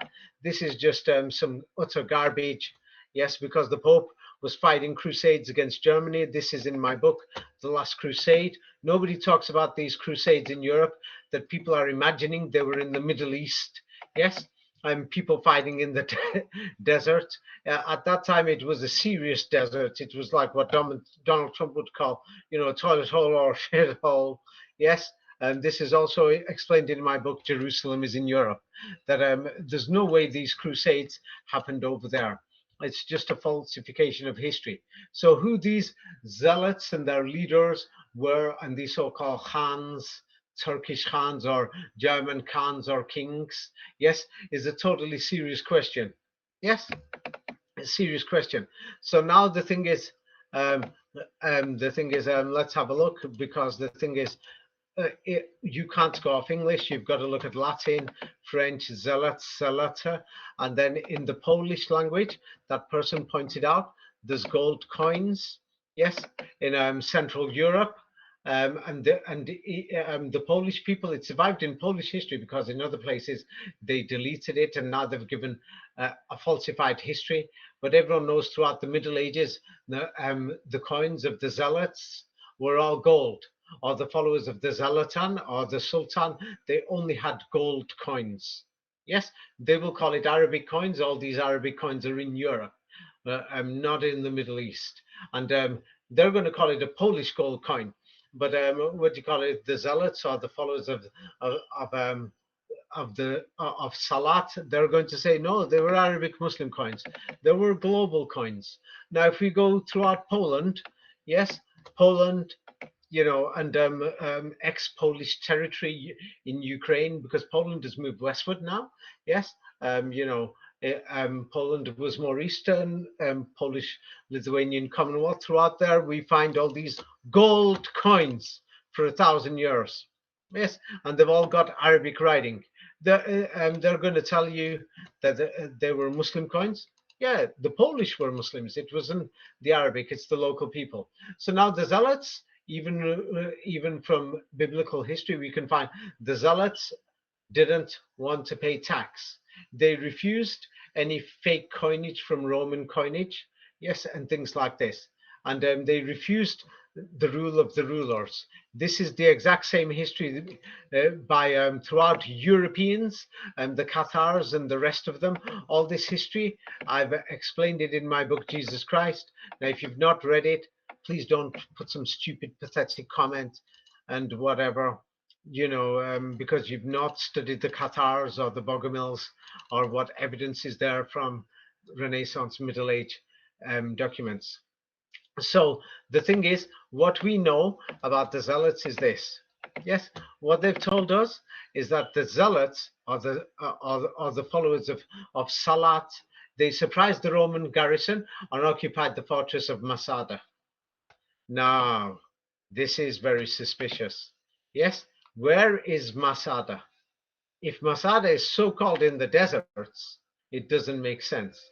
But if Masada is in Macedonia, yes, then what do we have is many people are going to turn around and say there is big Macedonian history, big Albanian history, and then big Serbian history in what do you call it, the Masada area, and everybody knows that Western European historians have done injustice to the history of the people in Eastern Europe and the Balkans. And we all have heard of the big battles of Masada or the Battle of Kosovo. Have you heard of the Battle of Kosovo, Polya? I You've not believe heard of I it? have not as a historic idea, no? This is going into another thing, so I'll have to go through it next time. Yes, and rightly, as Didier pointed out, that many maps show that the Turks were in Central Europe, Romania, and other places they were not in the current Turkey today. Yes, and among the Turks were amongst these people. And Flamenco points out that there was Europeans, even Russians, who came that marched down into the Balkans, and this is where we get the battle for Masada. Yes, and other things. It's just the history of Europe. They're lying and they're pretending it's in the middle of the deserts of the Levant or the Middle East. Yes, and the thing is, what do you call it? We see many sieges, many battles in Masada or Macedonia. Yes, like the Zealots or the followers of the Zalatan or Salat. Yes, Sultan Murad, yes, who came, and the word Murad is the French word called the Sultan who Murat and mort, il est mort, yeah, en français, yeah, and mort in Arabic, yes, that people were terrified of this leader of the Zealots, and his name is mysteriously to do with killing or death, and people were terrified of him. Yes, and this history, they falsified it and invented it, but it sounds like the Holy Roman Empire during the Crusades, fighting against the Vatican when the Vatican seized Jerusalem. Yes, and what do you call it? Yes, what we are told is this: amongst the first Jewish revolt coinage, yes, was issued by the Jews after the Zealots captured Jerusalem. And Jerusalem, the evidence shows, is what do you call it? Yes, Istanbul on the Bosphorus, as it says in many old Bibles and many Middle Age Renaissance documents. And when the followers of Salat or Salatan or Zelatan or Zealot, whatever, however you want to pronounce it, Salat, Selot, whichever your language is, they issued another coinage. And this is what um, the Sultan did. He issued the coinage. Now, what we're going to find funny is what is the date of this when the Zealots issued the coinage? What date does it say, Raphael? In 66 CE. Sure. Now, what we are told, yes, is even before that, they say the first Islamic medieval gold coin was when? In 77. 77 AH. Whoa. What do you call it? So the Zealots get their coin out in 66, and what do you call it? The Muslims get their gold coin out in 77. Mm-hmm. Sure, I'm sure you can smell that one. They're not lying here. You can smell it. Yes? Am I? Are you beginning to see? You can smell the garbage. Yes. Yeah, Can you well, with can you any of smell these it? things that are dated so far back, it always seems like number magic, you know? Because Yes. who can tell 2000 years ago, supposedly, is it 5 years more or less? You can make up any number you like. Oh yeah, 55, 1066. William the Conqueror invaded England. And the other thing is 1688. William of Orange invades England. 88 or 66. Now, when it comes to Germany, many people don't realize that Germany was in principalities. Yes, it was divided. Now, the thing is, what many people don't know is that the Holy Roman Empire, this is just the central part, was divided into many princes and principalities. Yes, so that's why in different places, some of them followed the Vatican, yes, and the Pope, and the others did not. So, and this was a major problem within the Holy Roman Empire. So, let's move forward. Let's move forward. And the thing is, Essene, yes, what they don't tell you is that in Greek, in the Greek documents, yes, it's actually called Isawi or Sunni, yes, that Isawi or Isa. It says Isa, Mm-hmm. Isai, yes, Esau, yes, Esau, Esoi, Esau. So now it's only the Muslims who today say that the name of Jesus Christ is Esau or Esau, Esau. Yes, nobody else will say this. They've given him a fake name called Jesus Christ. This character never existed. Yes, it's based on Esau. Now, in the Greek documents, it says the Essenes, they Essan or Essene, um, you know, what do you call it, is in many other dialects, but they were the people of Esau. So this means the Sunni system or the Sunnah, what the Muslims call the example or the way of God, was here before the Quran, before Islam. Mm-hmm. So this means the Sunnah or Sunni Islam has got nothing to do with the Hadith books, or these Hadith means history books of Islam today, that we can see from the evidence that these Sunni or Essene people, that they had this Sunnah here even before the Quran. Yes, so any of these Muslims who are saying it's based on these other documents, they're lying. Yes, and it's up to you how you want to pronounce it. Some people will say, I'm inventing it Sunni or Esseni. Look at this. Here in this spelling, it's pronounced Essenoi. Can you see it? Depending on this Greek Mm-hmm. dialect. So the thing is Sunni, Sunai, or whatever. Yes, it's according to your pronunciation. Yes. Um, yes, so it's according to your pronunciation. Ah, yes, before I couldn't find it. I'm going to show it again because I don't want people to say I'm one-sided. Here it is. It's ridiculous. Um, you know, these people were kidnapped. People are holding posters. And the thing is, yes, you can't just be one-sided. Here is more. They're showing that Israelis have been kidnapped. Yes, and the thing is, it's wrong that they're not showing the other side. But we can't be one-sided. We've actually got to show that people from all sides have been kidnapped by these people in power. Yes, that what do you call Right. it? Here is once again, they're not showing it in our Western televisions. That what do you call it?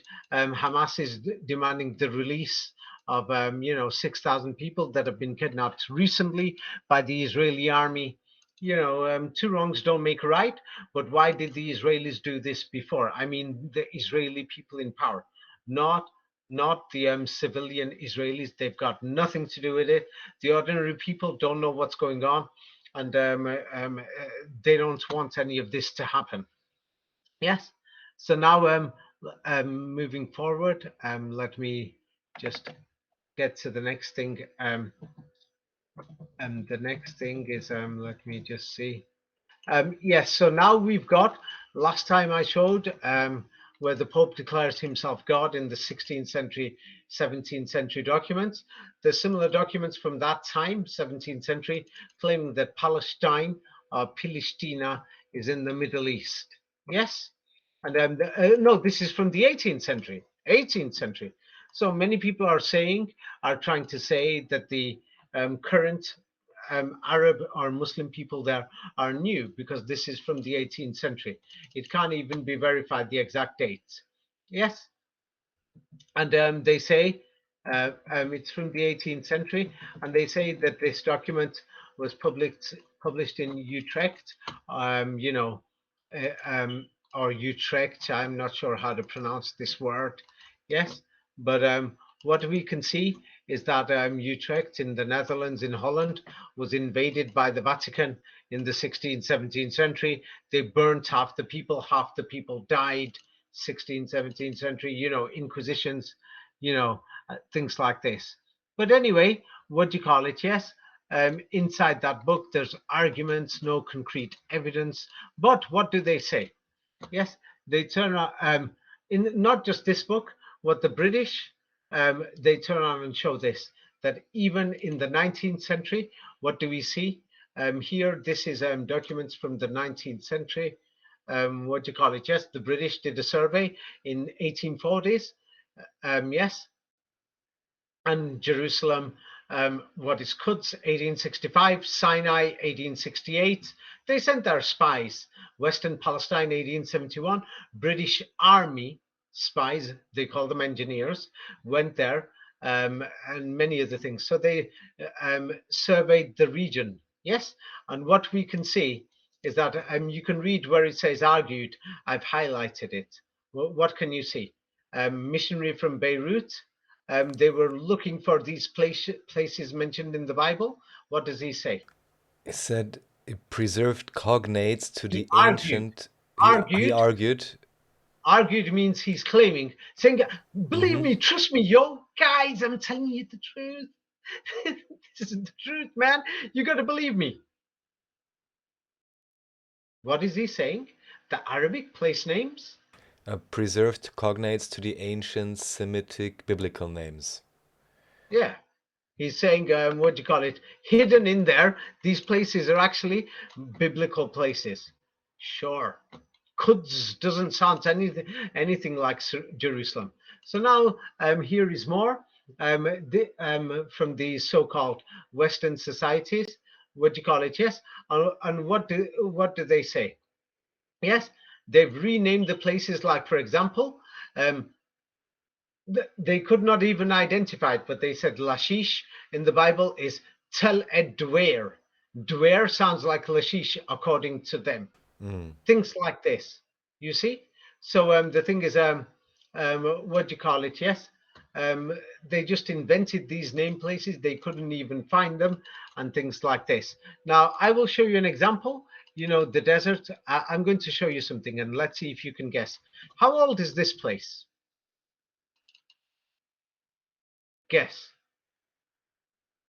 Well, my first thought is it could be old, but could also be recent and just kind of destroyed. So Yeah, they're telling us these places are 1,000 years old, thousands of years old. Yes, and this could be Sumeria or ancient Babylon. No, guys, it's in Morocco in the last 50 to 70 years. And that what they did is they found all these places in Palestine at the time. It looked like this, because I'm showing you an example of similar villages. Yes, this is in Morocco. Yes, and the thing is, these places, what they did is they just gave them artificial Western names. And the thing is, many of these settlements, yes, especially when the colonial people came, they forced people to work in these mining things. Like here is a mining building, you know, in the last 60, 70 years. And then when the buildings collapsed, can you see the poles there? Yes, many of these things, they reconstructed them and they called them ancient sites. You know, like Petra, this Dan Gibson, and this Sam Gerans, yes, and these other things. And let me show you remains of some of these mining sites in Morocco. Oh no, this is an ancient Greek. In another 50 years, they're going to say these are the walls or the entrance to a Greek temple or the ancient ruins of Troy or something. Now, let me just show you more. Here is Tunisia. What we can see from these mining settlements in the last 100 years, they're going to be telling you that these are thousands of years old. Yes, and some of these mining settlements, yes, because they're built into the hills, because the workers live in these places. Can you see it? This is a place called Awuli. Awuli. Yes, we don't know what they're going to say when this place is in ruins. Many of these places are becoming abandoned. So they found these mining settlements, and when they're abandoned, they're going to give you some strange history. Yes, here is Tazart. Yes, in Africa near the Sahara region. Now here is Burkat Al Muz. One day they're going to say this is, ancient Antarcticans came here or something. So what they've done is, they're going to say Assyria, Nineveh, Babylonia, Sumeria. That's what they've done. Here are more abandoned places. You could just give these some fake names one day. Yes, and they're going to say here is the Tower of Babylon. it's in Gulmim, it's called Zawra Kabira, and just redecorated. They're going to say this was the local version of Babylon. But Hmm. now I'm going to shock you about that lady, yeah, who's my friend, and many people, they're asking, hey, he's trying to sell his books. David's promoting his books and selling them. Yeah, some Muslim people commented and said that, or Islamists. I don't want to say Muslim because I don't want to offend the entire group. So I'm going to call them Islamists because they sound crazy. And to me, they're evil. They're nothing but evil. Because the thing is, what do you call it? Yes. Um, the thing is, what do you call it? I gave money, from my book sales and other things. Here is one of the people in their religion to this lady. I'm sending it again. Her name is Jouda. Yeah, Heba Jouda. Yeah, I've shown the evidence. Yeah, what do they want me to do? Show my bank account things? Yeah, go to hell. I'm being nice saying go to hell. You know, really, they know how I'm actually speaking to them. Yes, the swear words. Yeah, basically, I don't care. But anyway, now let's go to the real deal of the Essenes or the Sunnis, because somebody's going to say, David, the evidence is flimsy. It's not enough. Danny DeVito in Jewel of the Nile, or no, in Johnny Dangerously. It's flimsy. It's not enough. And Johnny Dangerously says, I got this evidence. I got that. Murders, guns, bullets. They're blowing people up. It's flimsy. It's not enough. Yeah, the Essenes are the Sunni Muslims. So now let's have a look at. So the name Judah in Arabic, yes? Yeah, it's an Arabic surname. Yeah, that's in Palestine, in Jordan, in Syria, in Lebanon, in Saudi Arabia. It's throughout the entire region. Basically, up to 1/4 of the people in the entire region that surrounds Israel and these Palestinians and people in Gaza are related to the family of Judah. They're from this family. Up to 1/4. Some of them are Christians, but the majority are Muslims. So you're going to say, how did they become Christian?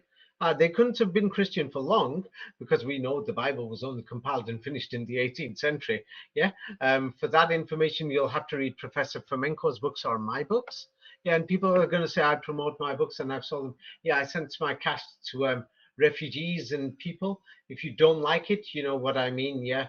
You know what I mean? Don't worry. Every That's author one thing. charges for their books, and if people think they Uh, can research but it uh, but better um, or with the, but less expenditure, they can especially do it themselves. It's easy. some of these Muslims who commented, it was from your people. Don't worry, I don't have to send it to that Muslim family because they're dead now. The people in power in Israel, they solved your problem. They helped you so that I don't have to send it to them because you've been evil talking. I'm now giving a reply. Yes. What do you think I'd do? What did you think I was going to do? Sit there like a Muppet, like on the Muppet Show? So now, in case somebody's going to say I'm making this up, yes, go to Saudi Arabia. Yes, what do you call it? Yeah, is the Judah is the most common surname in Saudi Arabia. Saudi Arabia. Saudi Arabia, we're talking about here, guys. And they're from the tribe or the people of Judah. And they're Muslims. They're Sunnis, yeah, or Essenes. The Essenes were from the tribe of Judah. They lived in Judea. Now, there's three Judahs, by the way, that Flamenco points out. Judah, the Holy Roman Empire in the west, and then there is Judah, which is the Eastern Byzantium Empire in Jerusalem, which is Istanbul. Then there is from the tribe of Judah who went to the deserts. Do you see Hmm. that these people came from Europe and Eastern Europe and they went to live in the deserts? Do you Mm-hmm. see why they're called Judah? Yes. Do you see? Mm-hmm. Yes. I keep saying yes because I don't know if you can hear me because of the Yes, connection. yes. Because there's some other idiot who are saying he keeps saying yeah. It's because I don't know if you can hear me. I said, do you get it or what do you call it? Because I don't know if you can hear me. That's the reason. But these dummies, yeah, have no idea why I'm saying it.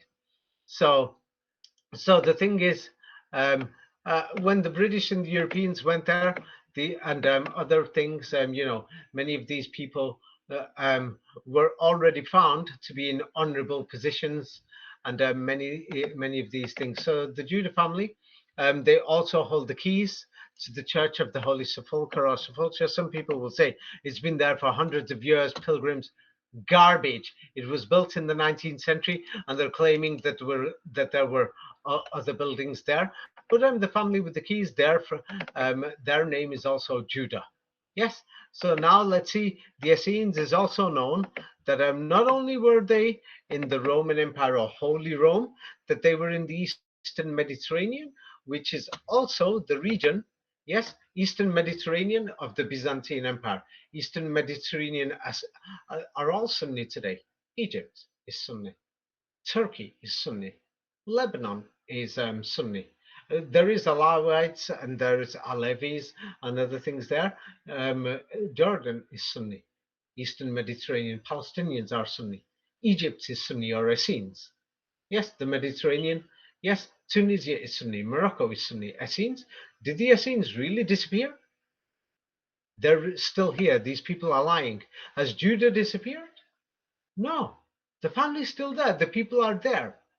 Of course, the New World Order, it's another 100 years you'll see war in the Middle East until these people are dead or this history is dead. Yes, now you're seeing what this war really is about in Palestine, Gaza, Syria, Iraq. Yes, and what do you call it? Yes. So they're claiming that the Dead Sea Scrolls, people will have to separate the Dead Sea Scrolls from Josephus, Pliny, and from Philo because these things are more political. Yes, that it's more to do with politics of of saying that the Essenes died out 2,000 years ago, and everybody knows that what do you call it? There was the political controversy, and the Vatican was in charge of many of the scrolls and Father Devoe. If many people read the book Dead Sea Scrolls Deception that came out 20 years ago talking about it more than that. Yes. So the thing is, everybody knows that there's something strange going on. So now let's go to what Professor Fomenko showed, specifically to do with the kingdom of Judah or Judea, that he showed the parallel that of the so-called ancient kingdom of Judah was exactly the same as the Holy Roman Empire. So this is one Judah that we can see. Yes, and then he also showed that this history of Judah in the Bible is exactly the same as the Byzantine Empire or the Roman Empire in the East, where the Sunnis are. Yes, and then the third Judah we can see is Judah in Arabia, in Palestine, this Judah family. Same like that. There's three English: the English in North America, the English in Australia, the English in Europe, England. Yes. So there's three separate English. Yes. And Mm-hmm. um, that's what we can see. So and then what they're going to turn around and tell us is that during the Middle Ages and other times that there were so-called Jews in Europe. Like for example, there was Moses, Ben, is an Arabic word or Hebrew, the son of Muslim. Yes, in modern Hebrew, you have the letter H. Without the letter H, we've got Moses, the son of Muslim. Yes, who was in ancient Rome. But they're going to say he was Jewish. Yes, for modern Jewish history. Yeah, then there was Muslim the Great. Yes, or the Great Muslim in what do you call it? Yes, in the Roman Empire times or Byzantine times. This history doesn't make sense. It sounds like it's the history of the Muslims and of the Muslims and the Essenes and the Sunnis, and what do you call it? They've just removed it. And what do we know about these Sunni Muslims and the Essenes? Yes, what we find funny is that St. Jerome said, what do you call it? They were men who didn't eat meat or certain meats. They didn't drink. They don't drink. The Sunni Muslims don't drink. They basically fasted for many, many days, but he says here every day. Other historical sources show that it's, they fasted a lot, regularly, not like modern Jewish people do, like, one fast here and there, like in certain times of the year. Yes, the Muslims fast every day during Ramadan, and some of them fast for the entire month before Ramadan, which makes it 60 days, which makes it looks like they're fasting every day. These Essenes clearly are the Sunni Muslims who are still here today. It's a lie that they've disappeared. Now let's go through the details from Philo and from Pliny or Pliny and from Josephus. What do we find about these Essenes who are in the desert?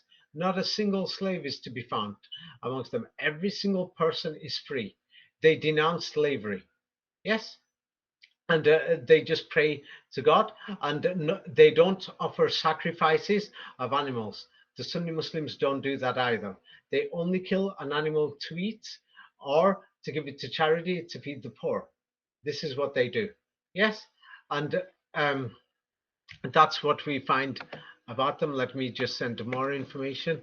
Many people can check through this.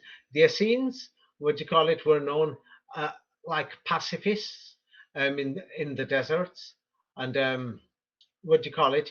You couldn't find weapons amongst the Essenes who were supposedly in the desert, and that's what we find in what do you call it? These Bedouins. Yes, that the Hmm. Europeans found a similar thing. When they went there, these people were like, they didn't have homes. They moved around like Bedouins, and they had temporary homes that they built. Oh, mysteriously, they're going to say this is ancient Assyria, ancient Semite, Sumeria, and things like this. By the way, the word Semites in the earlier 20th century referred to this tribe of Judah, the Arabs. But today, if you're anti-Semitic, it means you're anti-Jewish. No, it was anti amongst them. They've changed the meaning. So you couldn't find, they were known as peacemakers or followers of Salam. Yes, and what they used to do is pray for people. They didn't take up arms, so it was easy to occupy these regions. Yes, and what else do we find about the Essenes, which matches the Sunnis 100 years ago? They don't have collections of gold, silver, property, anything. They only had the necessary requirements of life, like these Bedouin Muslims today. Yes, they're basically landless. They Hmm. move around. They don't have any borders or anything, and things like this. They don't have earthly possessions. Yes. So the thing is, what do you call it? They followed the system of the prophets. Yes, yeah, that's what the word Sunnah means, or Sunni or Esseni, that they followed, what do you call it, the original way, and they taught the next generation justice, holiness, and what do you call it, piety, and the knowledge of God, and they passed it down orally. Yes, like how the Muslims memorize the Quran and they pass it down, and things like this, and their freedom for love, and they stayed away from money, and this is what we see in the Sunni Muslims today.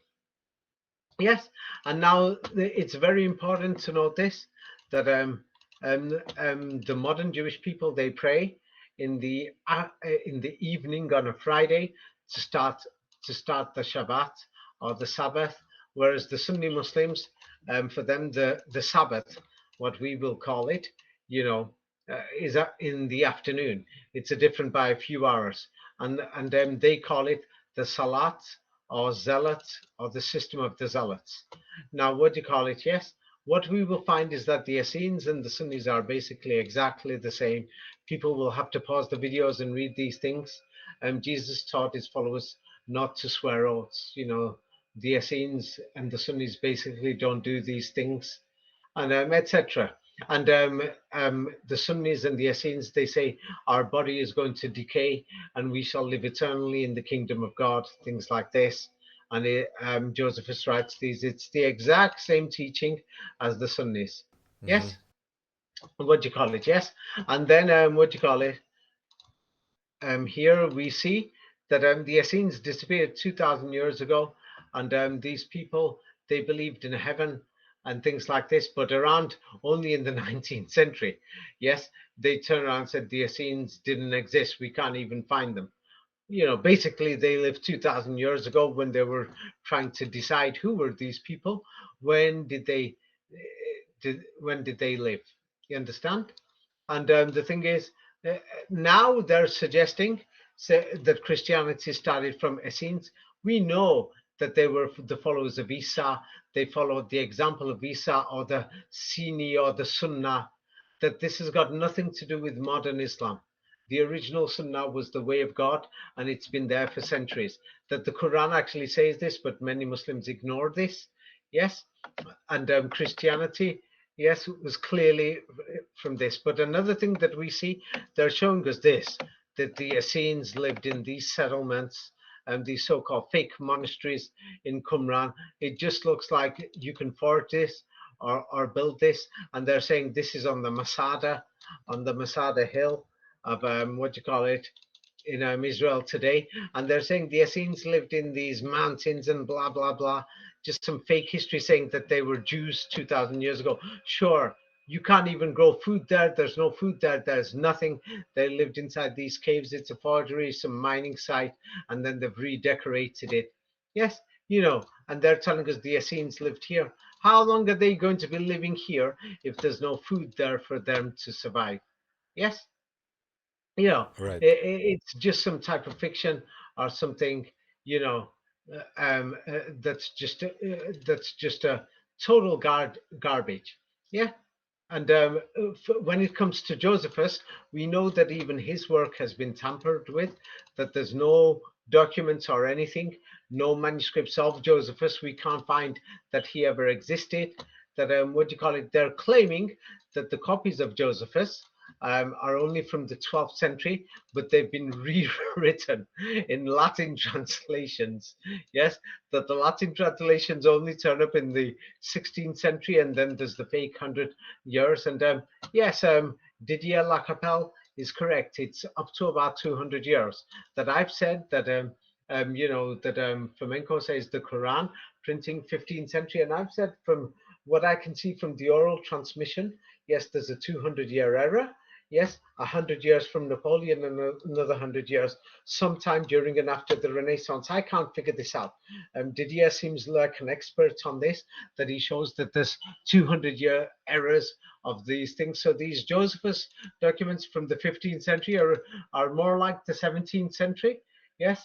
And the thing is, it's so suspicious Christ was crucified 33 AD. And what do you call it? The Josephus manuscripts, what we have from his manuscripts that are preserved, that they claim are from the Middle Ages. There's only how many copies of these manuscripts or parts of these manuscripts? 133, I see. Yeah, 33 again, it's just garbage.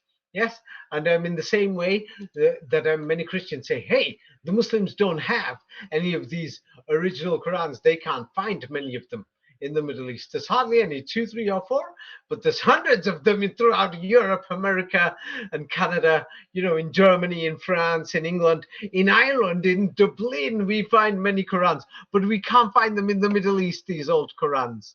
Yes, but for the New Testament, how many copies of these New Testaments can we find? Oh, of course, 19,000. Yeah, sure. Yes. So, these people, it's just garbage. So now, And just since you're mentioning this, anyone can look up the population figures for so-called Palestine right now, and it's really strange because both for Gaza Strip and West Bank, they say it's estimates from last 1.9 year. million. Yeah, no, Yes. it's the estimate, and it's an estimate, but it's just below 2 million, so they can put 1.9 in front. Well, they It officially saying it's really 1.9 looks million. strange. I know. I Yeah, know yeah. this, 1.9 But just million. because the figure is so high, it's really almost 2 million. It's officially an estimate, and still they want to make sure it's 1.9 They won't and say not 2 2 million. million. They Yeah, won't say it. yeah, yeah. Yeah, because this number 19, yes, means something. So now let's have a look at this map. The Sunni Muslims, yes, or the Essenes or the Sunni Muslims, the majority live in desert regions. If you exclude Indonesia and those parts, Kazakhstan is a desert, Afghanistan is a desert, Tajikistan is a desert, Kyrgyzstan is a desert, yeah, Turkmenistan is a desert, Pakistan is a desert, Syria is a desert, Kuwait is a desert, Jordan is a desert. Palestine, Israel is a desert, Saudi Arabia is a desert. I can go on list after list. These Essene or Sunni Muslims, mysteriously, they live in the deserts. Now, Fomenko, he pointed out that that the Goths or the Jots, they migrated west, the Jots and Juta, Goth. Are you seeing the connection now? Mm-hmm. All right. That the tribe of Jots or Jutland, yes, or what do you call it? Yes, many Iranian tribes, Afghan tribes called Jat, yes, even in Sikh tribes called Jat, you will notice these similarities. Yes, that the warlike Jots, that the Goths were Germanic people, warlike tribes. Yes, and what do you call it? Fomenko points out the duplicates of the Goths and the Germans, or the so-called Jouda and the German coronations, these duplicates. Yes, are you beginning to see they've just invented the history? Mm-hmm. Yes, and what do you call it? In the Roman armies, yes, that the Goths or Jot or Judah, that they were like large. They were warlike people, the warlike Judah. Yes, that these people were fighters and they were in the Roman armies. You see? Yes. At the Gothic Empire in the Mediterranean after the collapse, it mysteriously was the Roman Empire, then it became the Empire of Joth or Juta. You see? Yes. And then the thing is, yes, many of these people were known as Vandals. Yes, but mysteriously that they're called Wandal or Wandalusia, and they're Muslims as Mm-hmm. well. But they were Goths, they were Germanic people, and they're saying it was an Arab invasion, or were they the Germanic Spanish people anyway? Now, let me just show you. It's strange in America. The Americans are strange people. Yeah, they have protests for many years. Refugees let them in. The British and the Australians and the French and the Dutch. They're strange people that they protest saying, let all these refugees in. Refugees are welcome you know what we find is that the Israeli administration, not the Jewish people, yes, they bomb refugees. That's a refugee camp getting bombed there. Can you see it? Well, in Mm-hmm. Europe and America, we welcome refugees, but in Israel, because of the people in power, they bomb refugee camps. Can you see this? Yeah. Hello? Yeah. That's why I keep saying yeah, and I repeat sometimes because I don't know if you can hear me. Refugees, welcome. Stop racism. But what we can see is the Israeli military. They beat up refugees. Yes, what do you call it? Yes, they shoot them, they kill them. That's another thing. What do you call it? Yes. What we see is, in Europe there and America, they're saying let refugees in. Here is refugee women and things like this. They're beating them up. It just doesn't make sense. I don't. And then we've got these evangelical Christians and many of the people who are trying to understand the conflict. Here is, I think it's in Europe and America. What do you call it? Yes. Let refugees in. Yes. And yeah, the thing is, in Israel, the military, yes, in the occupied territories, women are getting raped, yes, by the people in power. This is not the Israeli Jewish people. And the same thing is, what do you call it, when Hamas does kidnappings. So the thing is, what do you call it? This is to do with the Judah family. So I will show it in a minute. What do you call it? 1,000 people, 4,400 people have died on the Israeli side. This should not be ignored. This is very important. Yes, mainly civilians. What do you call it? After the Hamas onslaught. So this is not a joke. This is not the Palestinians doing it. This is the people in power. I mean, these Hamas James Bond type of guys. We don't know who the hell they are. Yes, and they couldn't have done parachute training in Gaza, or otherwise Israel would have noticed. Yeah, Yeah, yeah, it's that's a only pretty one city. obvious idea. Yeah. Hmm. Gaza is only the size of Vienna, not half the size of Vienna, I would say, or the size of Vienna land-wise. If you're jumping around in parachutes, Yeah, I'm you sure they also would you have cannot do it noticed. in the city, and then if you do it in the Yeah, open desert, it's easy to see. So yeah. yeah. So now it's terrible. Yes, these Hamas CIA operatives. Yeah, it looks like to me have killed 1,400 people. And what's even worse is what do you call it? Since 1948, what do you call it? 50,000 Palestinians have been murdered, killed by what do you call it? The Israeli forces, the Israeli military. What the hell is going on here? This is not a joke. Yeah, and the thing is, in Europe, we have refugee camps. They're welcome here. What do you call it in Gaza? They're bombing refugee camps.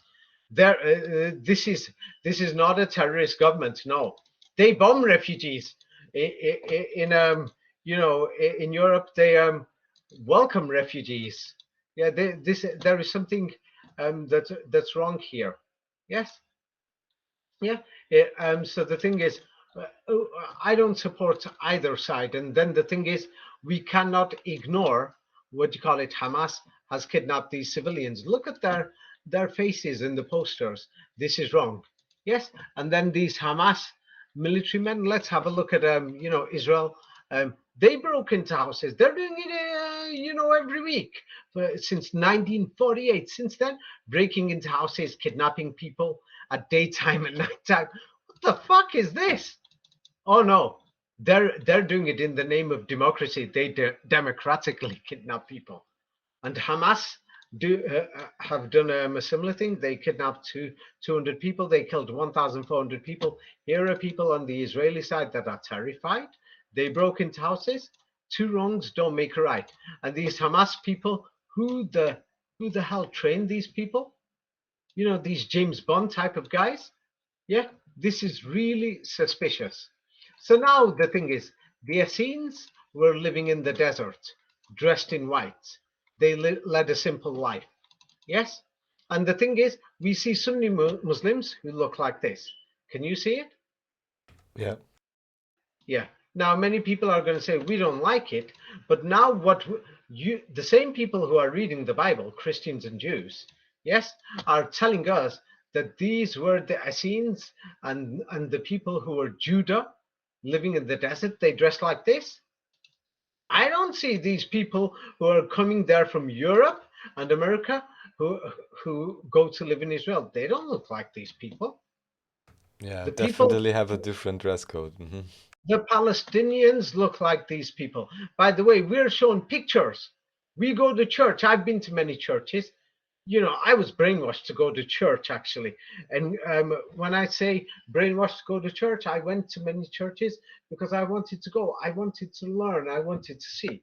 And the thing is, those are the Essenes and the people of Judah. They look like these Palestinians to me, man. They don't look like anybody else, and they're trying to tell us that it's these European Jews or somebody else who have started to wear white garments on festivals now recently. They don't look like the people described in the Bible to me. Do they look like that to you? But then that doesn't mean I'm against them. I don't like how the military is dealing with these people, even in Israel. Yeah, if you want to cover up the face, he's got blood on. But the thing is, I've seen that the military beat these people up too. Yes. And the thing is, yes, during festivals, many of these people dress in white. Where did they get this idea from? Yes. Can you hear me? That's why I Hmm. keep saying yes, Yeah, Raphael. yeah. I'm not just not replying all the time because then I'd be interrupting too much. So you can continue. Yeah. So the thing is, what we can see is that Judah is already in the Middle East. Yes, and the history of the Holy Roman Empire doesn't make sense. Now, out in the field, we've got photographs that many Nazis were allegedly Christian, and yes, and the thing is, this is in the forest, but this is far away from main Germany. Yeah, and what we can see is that there was many Germans who were Christians also. By that time, by 1945. Now we have to remember the Vatican invasion of Europe and the German principalities and many princes who joined the Nazis. And also, when we look at many graves in Europe that were made in World War II, many people seem to think that they were Christian. No, what people did was put a stake there to mark the grave and like a cross so that it doesn't collapse, so that people knew that they were Christians. Now, something crazy was happening throughout Europe during the Second World War, First World War.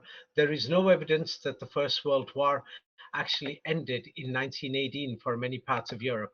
It still continued. It was like a 200-year war that was ongoing, something that happened after 1800. Now, you won't understand this fully unless if you read my book, Napoleon did not exist. Yes, to show that there's something wrong with the entire history of the 19th century.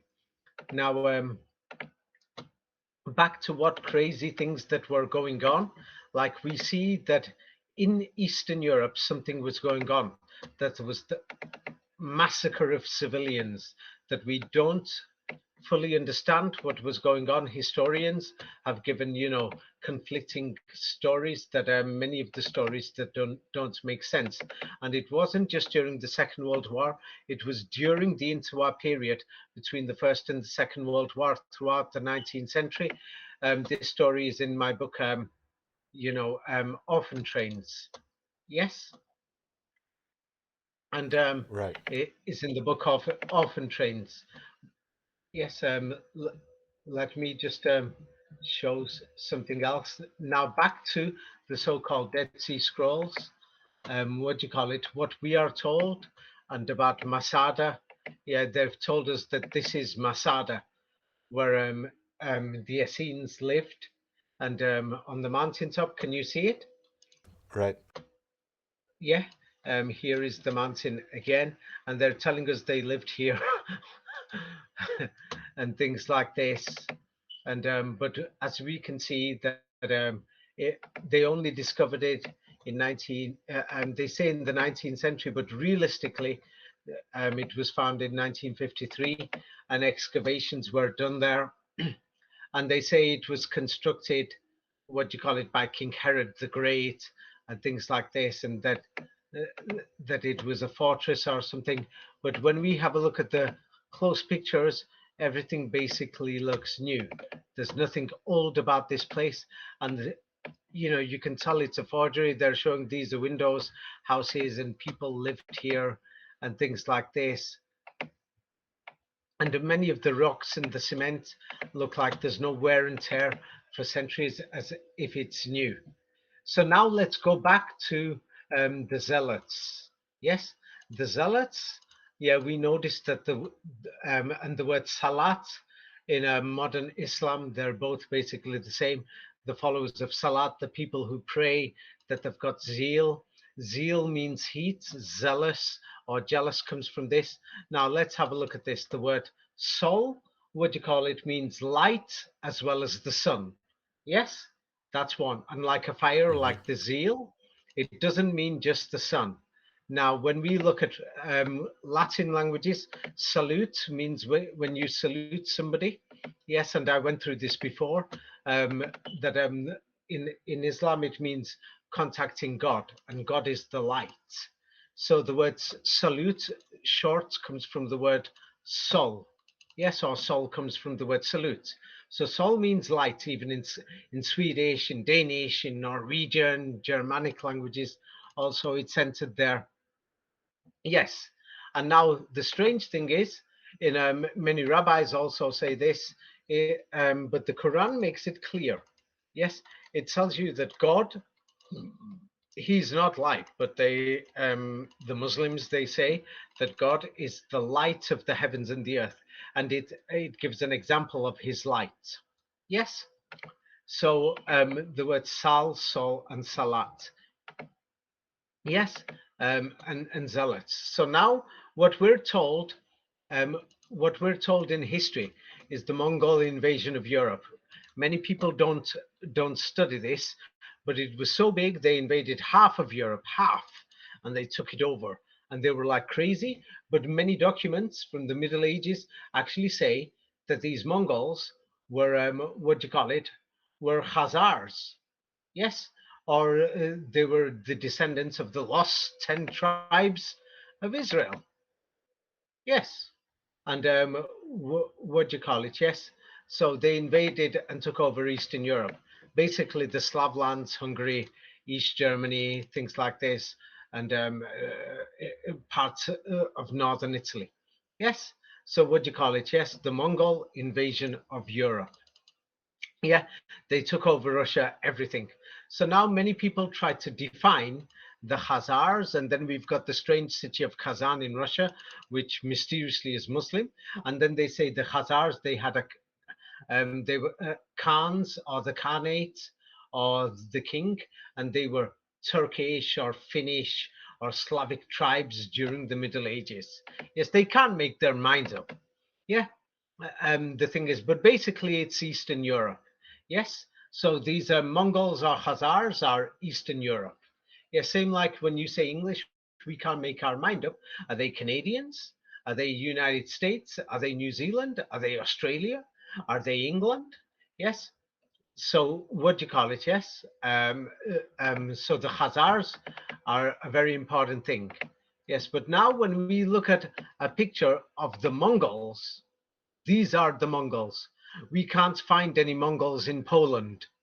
Can you see these pictures? Mm-hmm. We can't find these people in Ukraine. We can't find these people in Hungary. We cannot find these people in East Germany. We cannot find them in Bulgaria. We cannot find it the Mongol invasion of Iraq. We can't find them in Iraq. We cannot find them in the Crimea. We cannot find them in Finland. We cannot find them in Russia. We cannot find them in Belarus. It's a total joke. Anybody who believes this story, it's just a total joke. Now, another thing is the English word, and in many Germanic dialects, yes, the word for light is the sun. Yes, the light of God, the people who follow the light or the way of God, yeah, would naturally be, yes, a Sunni, or they follow the Sunnah in the Quran. Yes, or Essene. So now let's have a look at, West German dialects, the West, which was called Jouda, which Fomenko has shown. What is the Old English word and the West Germanic word for the light or the sun? What is it? I'm not sure what you could be referring to. I've sent you the page. You can't Oh, see it? all right, right. Well, in German even now it's Sonne, Sonne, even now. Yeah. Yeah, And in it Middle was English more. also says Sonne. Yeah, but in West Germanic, in the West Germanic places, it was Sunnah, exactly the same. How the Muslims of the Quran pronounce it today. Muslims of Islam, I mean. Yes, so they call it the concept of Sunnah, the light of God, the way of God, the way of goodness. Now these Sunnah or these Sunnis or Essenes, they disappeared 2,000 years ago, or are they still here? Do you see? And this Mm-hmm. shows you that the Arabic language was in Europe, the language of the Arabic Quran, because it's still there. It's still here. We find it in the words. They're exactly the same. Sunnah, Sunnah, and today pronounced Sunni or Sunni or Sonne or the sun. Can you see? Right. Yes.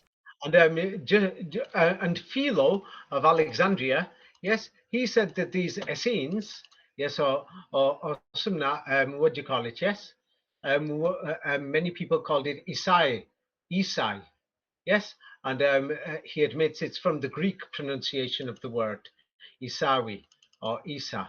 So now let's have a look.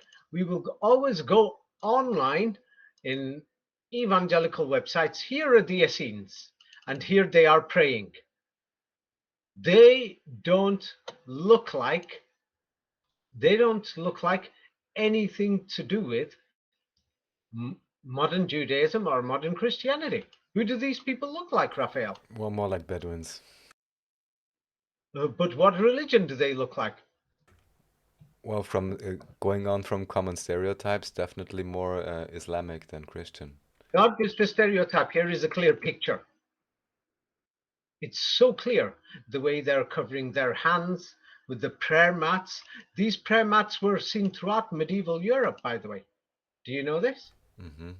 Throughout medieval Europe, these prayer mats were everywhere. Yes, and the thing is, they had what we call Well, is Arabic that design. what they now call Persian carpets?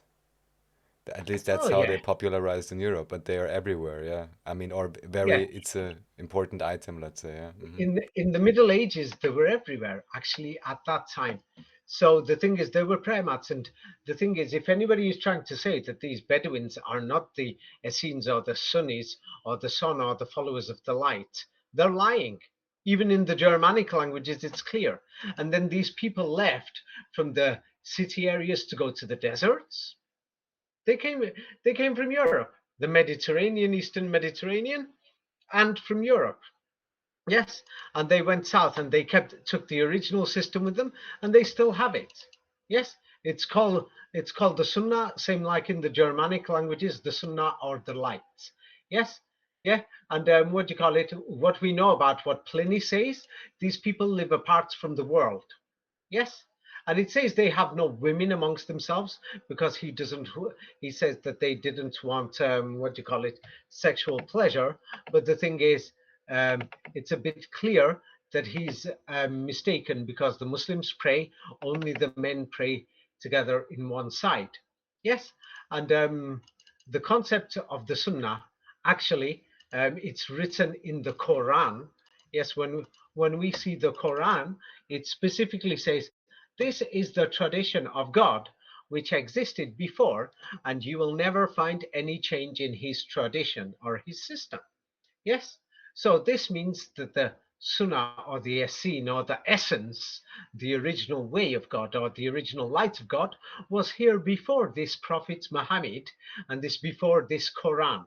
Yes, so it's nothing to do with the Muslim history, and this system is still here. So any of these Muslims who are claiming, hey, what do you call it, that you need these books that are in Cairo, yes, that the evidence shows that the British put there, they burnt and they drowned the rest, they got rid of the rest.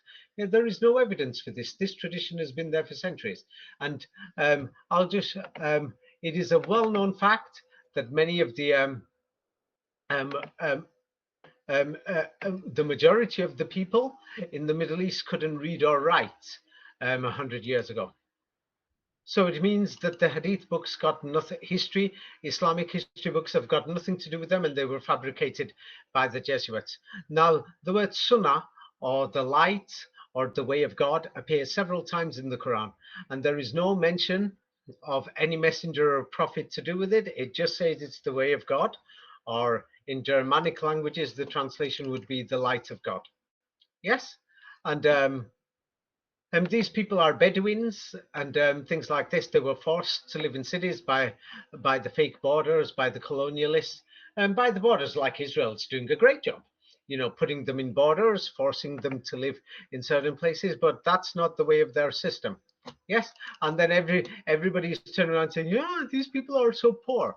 That's because they got away from the world. Their purpose was to get away from the world. Yes, and what do we find about the Essenes? Let's have a look at what Pliny, Philo, and Josephus say before the 20th century. Yes, um, nobody is rich, nobody is poor. People don't have more than another.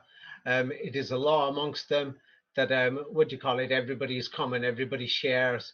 You don't see poor or excessive of riches. What we call poor in Europe, yes, for them, it's because they want it to be like this. But now Westernization is getting to the Middle East. So the new generation are changing. You understand? Yes, it's Yeah. like there is one patrimony amongst all the people. They're like one people. Yes, that's why they call themselves one ummah or one system. Yes, and let's see what Josephus and what Philo and Pliny, they all agree with. Yes, and they said they reject pleasures as an evil, and what do you call it? Things like this. They stay away from their passions, and um, do not absolutely deny the fitness of marriage. Yeah, so they were married, yes, but they guard against the bad behavior of women. So there was women there. So in some documents it says there isn't, in the others, and it says these men are despisers of riches. They're not after money or anything. Yeah, and they don't waste their clothes until or their shoes until things get damaged or destroyed. Yeah, that's how the people were in World War One, and they're still in a similar way today. Even though they're living in cities and settlements with the fake borders from Morocco, the French put the borders. Libya on one side, the Italian put the borders, the English put them on the other side. Yes, and what do you call it? Um, what we can see is that they're simply, the Sunnis. I don't see any difference. If anybody can prove it, prove it. Bring your evidence. Now let's have a look at Judea. Judea is after Judah. Now Flamenco has shown that same like English, there is English in America, English in Europe, English in Australasia. Yes, so there is Judah, which is the Holy Roman Empire. Then there's Judah, which is the Byzantium Empire, and then there is the Judah in the Middle East. Yes, and they're telling us that the what do you call it? Yes, that the modern people who've gone to Israel, that they are Judah. Then why are all these people in the Middle East called Judah? Why is their tribe and their people, millions of them, called Judah? How can this be possible? Is it not clear that they are Judah, that they are the tribe of Israel, that they are the Essenes or the Sunnah, or the followers of light, or the sons of light, as it is said in the Germanic languages? Yes. Is this not clear, Raphael? Well, you make a great case, I would say, yes. It's just a case, or Raphael? I do not have enough I'll give you an information, example. David. It's From what somebody's you said, surname in Germany. Many people in Holland are called Muselmann.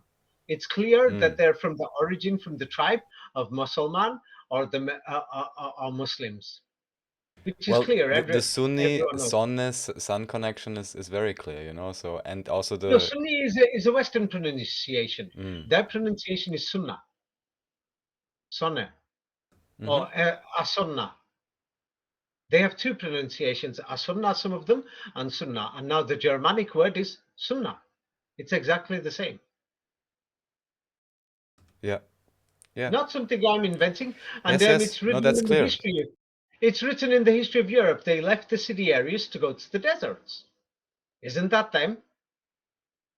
Right, yeah, it Eh, definitely matches let's have a up. look at more about these Essenes and let's compare them to these modern Sunnis. Yes? What do you call it? Yes? They wear white clothes. Yes? They use cold water. Even today in the Middle East, they don't even warm the water. They say it's called so what, and they wash their body and then they pray. Yes, and they don't have any other sects and things like this. They eat together and things like this, and they eat together like from one plate of food. That's what the majority of Muslims do. Yes, even in the Balkans, when I was in Albania, in Kosovo, places like this, I ate with families there. They're all eating around one table. hmm Yeah, yeah, from one plate. Yeah, you don't know these things. Well, The this I had Muslims. seen. Yeah, yeah, they're in Europe, so, and everywhere. They still do these things today. There's Moroccans, there's Algerians, there's Afghans, Pakistans, Indian Muslims, all of them. Strangely, they sit and they put their hand together on the same plate. Now that many of them have come to Europe, they're changing these traditions, sitting on a table instead of the floor, and instead of eating from the same place, they separate things. But or otherwise, they eat from the same plates and everything. When I go to the Middle East, I've done that myself. And the thing is, I used to think when many years ago, I used to think, how could I eat or drink from the same place? Here is an example that they'll all put their hand. Now they use plates and separate things a little, but in the last 20, 30 years, as modernization has got there, but they didn't used to do this before. Yes. So the thing is, but anyway, if we have a look at medieval images of the original Christians and the original Jews, the Virgin Mary was a Jew. Yes. The thing is, she don't look like no Christian or Jewish girl to me. She looks like a Jew from Judah or these Essenes, yes, and these Mm-hmm. Essenes are the Sunnis, yes. And Judah is what do you call it? What we call Arabs. The name Arab is an invention. Yeah, let me just go through it again and show more evidence in case people think I'm making it up. They can go and check it themselves. Oh yeah, it's regular. On the top part, I show Judah is more frequently found in Saudi Arabia than any other name. Oh yeah, 5 members of the Judah family, 2014, were killed by Israeli airstrikes. Oh, they've killed thousands of these Judah people. Yes, and once again, I'll send it again because people don't understand that there's 3 Judahs. The Holy Roman Empire, the European Western people are Judah. And here we'll see, yeah, they dress in white. They'll sit together. If there's too many people, they can't use the same plate, but they'll get the food out from one place and they will share it. They're one community. Yes. So this is found in the evidence from what Josephus says and everyone else says. We don't see this in any other religion. And then what they pointed out, Josephus and everybody else, is that the rich, the poor, everybody, they must stand together and sit together, eat together, and pray together before the eyes of God. Yeah, there's no rich, no poor, you can't, whatever. Now that westernization has got there, things are slowly changing, and it says no one obtains the government without God's assistance or permission. That if he be in authority, he can't abuse his authority, his own, and his even the people in power. He cannot wear clothes. Yes, that his clothes are showing that he's more richer or anything else like this and everything. So now let's have a look at it even in Saudi Arabia. They call him MBS, Mohammed bin Salman. Yeah, I was shocked when I looked at this, that he's just walked into a mosque. Yes, the Grand Mosque of Mecca. Anybody can go there, and he's got to wear the same clothes, clothes as everybody else. I think Mohammed bin Salman, the leader of Saudi Arabia, the Yes. Saudi king, and his father, the king, sat there. Why are they wearing the same clothes? Does this not? That's the Essenes. Am I wrong here? Every single point of description that we found about the Mm-hmm. Essenes matches these Sunnis. Isn't this strange? Mm-hmm. And mysteriously, yes, they were in Judea. If that is Judea in the Middle East, the third Judea, it's them. They're even called Judah. Their name is Judah. They've been called Judah for centuries. Do you think they're making it up? Do you think their name is supposed to be Johnny Smith, man? Or it's supposed to be Willie Smith or somebody? Do you think their name's Jones? Or do you think their name is, something else? Do you think that they've changed millions of people's names? Everyone says many people even say it. In Israel, there's many videos calling them dumb Arabs. If they're dumb, they can't be smart enough to change everybody's name. Oh, by the Yeah. way, the Israelis gave the identification cards to many of these Arabs, and they've got the name Judah. Huh? What's going on here? Isn't it clear now, Raphael? Oh, here, let's have a look. Here is Erdogan, the president of Turkey. So now if he goes there, then he must behave in the same way, and he must wear the white clothes. And he cannot, what do you call it? He cannot, be anything special that There's many civilians who are there. They've come back and said he's walking around. He can't have any special clothes or anything. He's got to be the same like the others. Poor. You understand? Equal. Here is the king of Jordan. Yes, and he's gone there too.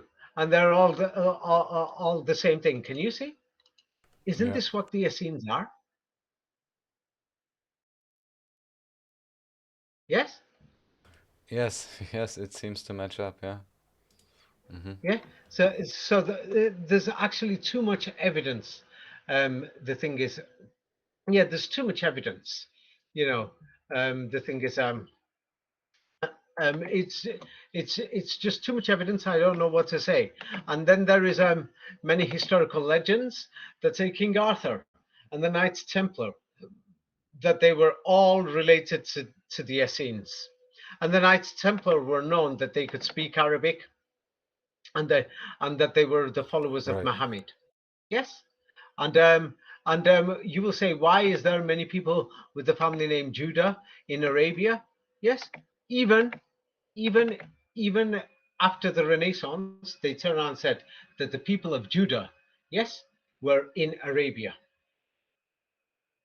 Yes, that the southern parts of the empire, or these people, are over there. And now the Dead Sea Scrolls, they've tried to change everything, the things there, but they still mention the same thing: the sons of light, or the sons of or the men of the sun.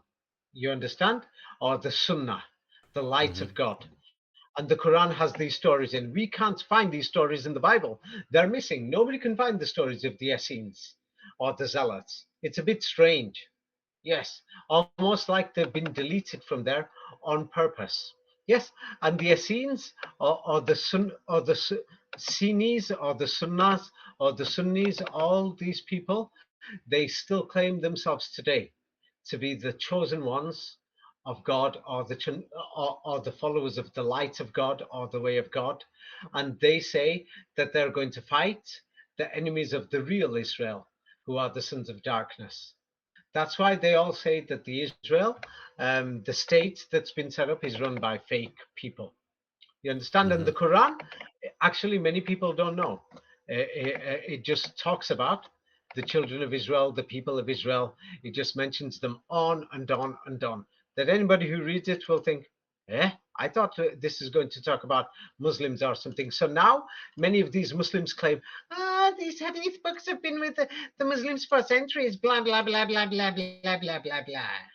Yeah, prior to the 20th century, it's a known fact, yes, that these so-called Sunnis, Arabs in the Middle East, that they were illiterate. 99% could not read or write. Yes, so if they couldn't read and write, more than 99%, 99.9%. Yes, traveling, there's no roads or anything. Yeah, and they're not meeting outsiders or anything. They had nothing to do with these historical books known as hadith that are in Cairo and in a few other places that the Europeans put there. That the original Sunni system that they're still even following today has been passed down orally. There was no printing presses, Mm-hmm. no books. There was nothing. There's nothing there, absolutely. We can't find anything.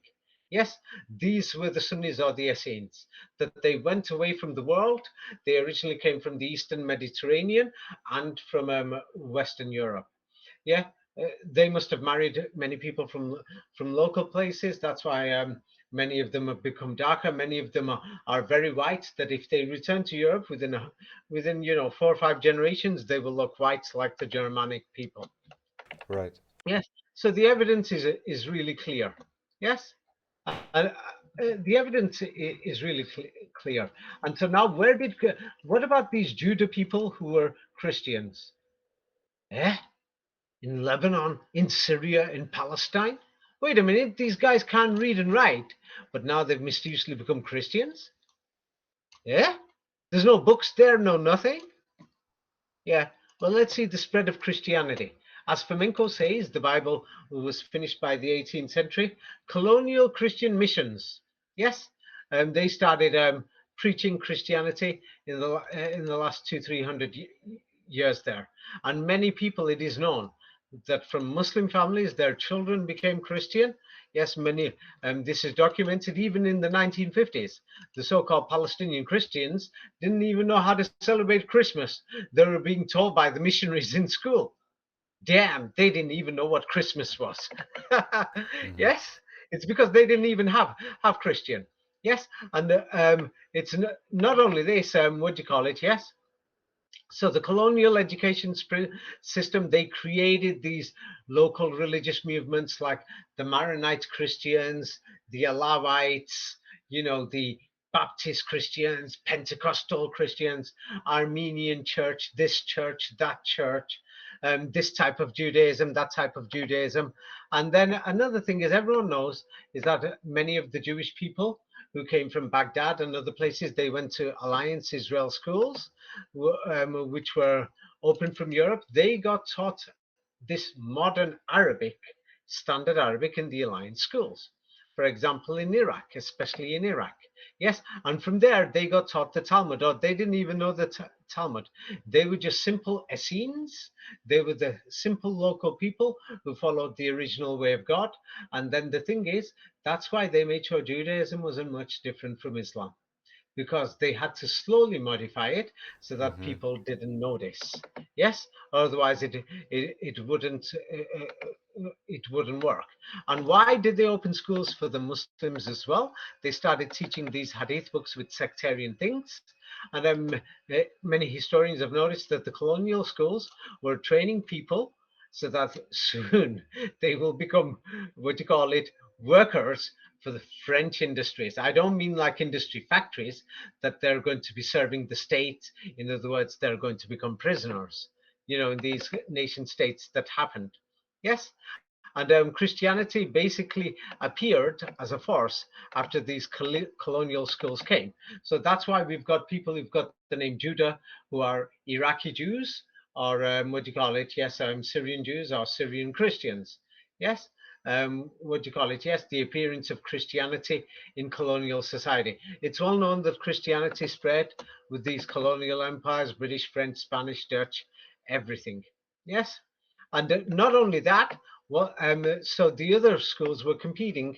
Yes, was the Quran schools, that the people started thinking, hey, the Quran is under threat, so we'll have to get people to memorize them. Yes, and now let's go through the Crusades. Yes, the Crusades. Nobody in the Middle East, nobody, almost nobody knew the Crusades in 1800. You stop any of these Essenes or Sunnis or Bedouins or anybody in these Muslim desert lands, they've never heard of the Crusades. Yes, and many people who've done research, I've done this myself. I've asked old people, have you heard of the Crusades? Anything. I've told people to translate. Have you heard of this story, that story? Saladin, King Richard, anything. They've never heard of the Crusades. Those histories were taught in colonial schools, and Hmm. today it's become accepted history for the educated people in the Middle East. They really think the Crusades happened. Oh, by the way, they were taught by the Europeans. There was no Crusades in the Middle East. The Crusades were actually people fighting in Europe. What do you call it? This you'll find this information online. Many people have done research, not just me. I've asked many people, over 100 people. Like here, what does it say here? Yes, um, read that. What does it say, Raphael? If you had asked someone in the Muslim world about the Crusades in the 18th century, he or she would have known nothing about them. Because they never happened in Europe, in the Middle East, I mean. Yes. So, oh, here, yeah. So, yeah, many people are saying it. You can find this history online. The Crusades were taught where? Of course, in the colonial schools. Hmm. Yes, they gave them a fake history. Yes. Oh, there's other people, they've given their assessments because they know these people memorize the Quran and the Essene way or the Sunni way or the Sunnah in the Germanic accent. Yeah. The people in the Middle East have long memories. It's true. They memorize these things. But in the Crusades, they seem to have a recovered memory, or a memory that was, what was it, Raphael? The Crusades were Manufactured for them by their European conquerors. Hmm. Yeah. So in the same way, if we conquered, let's say Brazil, we can teach them a new history. So that's what these people did. Yes, and Flamenco says it clearly and shows it clearly that the Crusades was in Europe, Eastern Europe against Western Europe.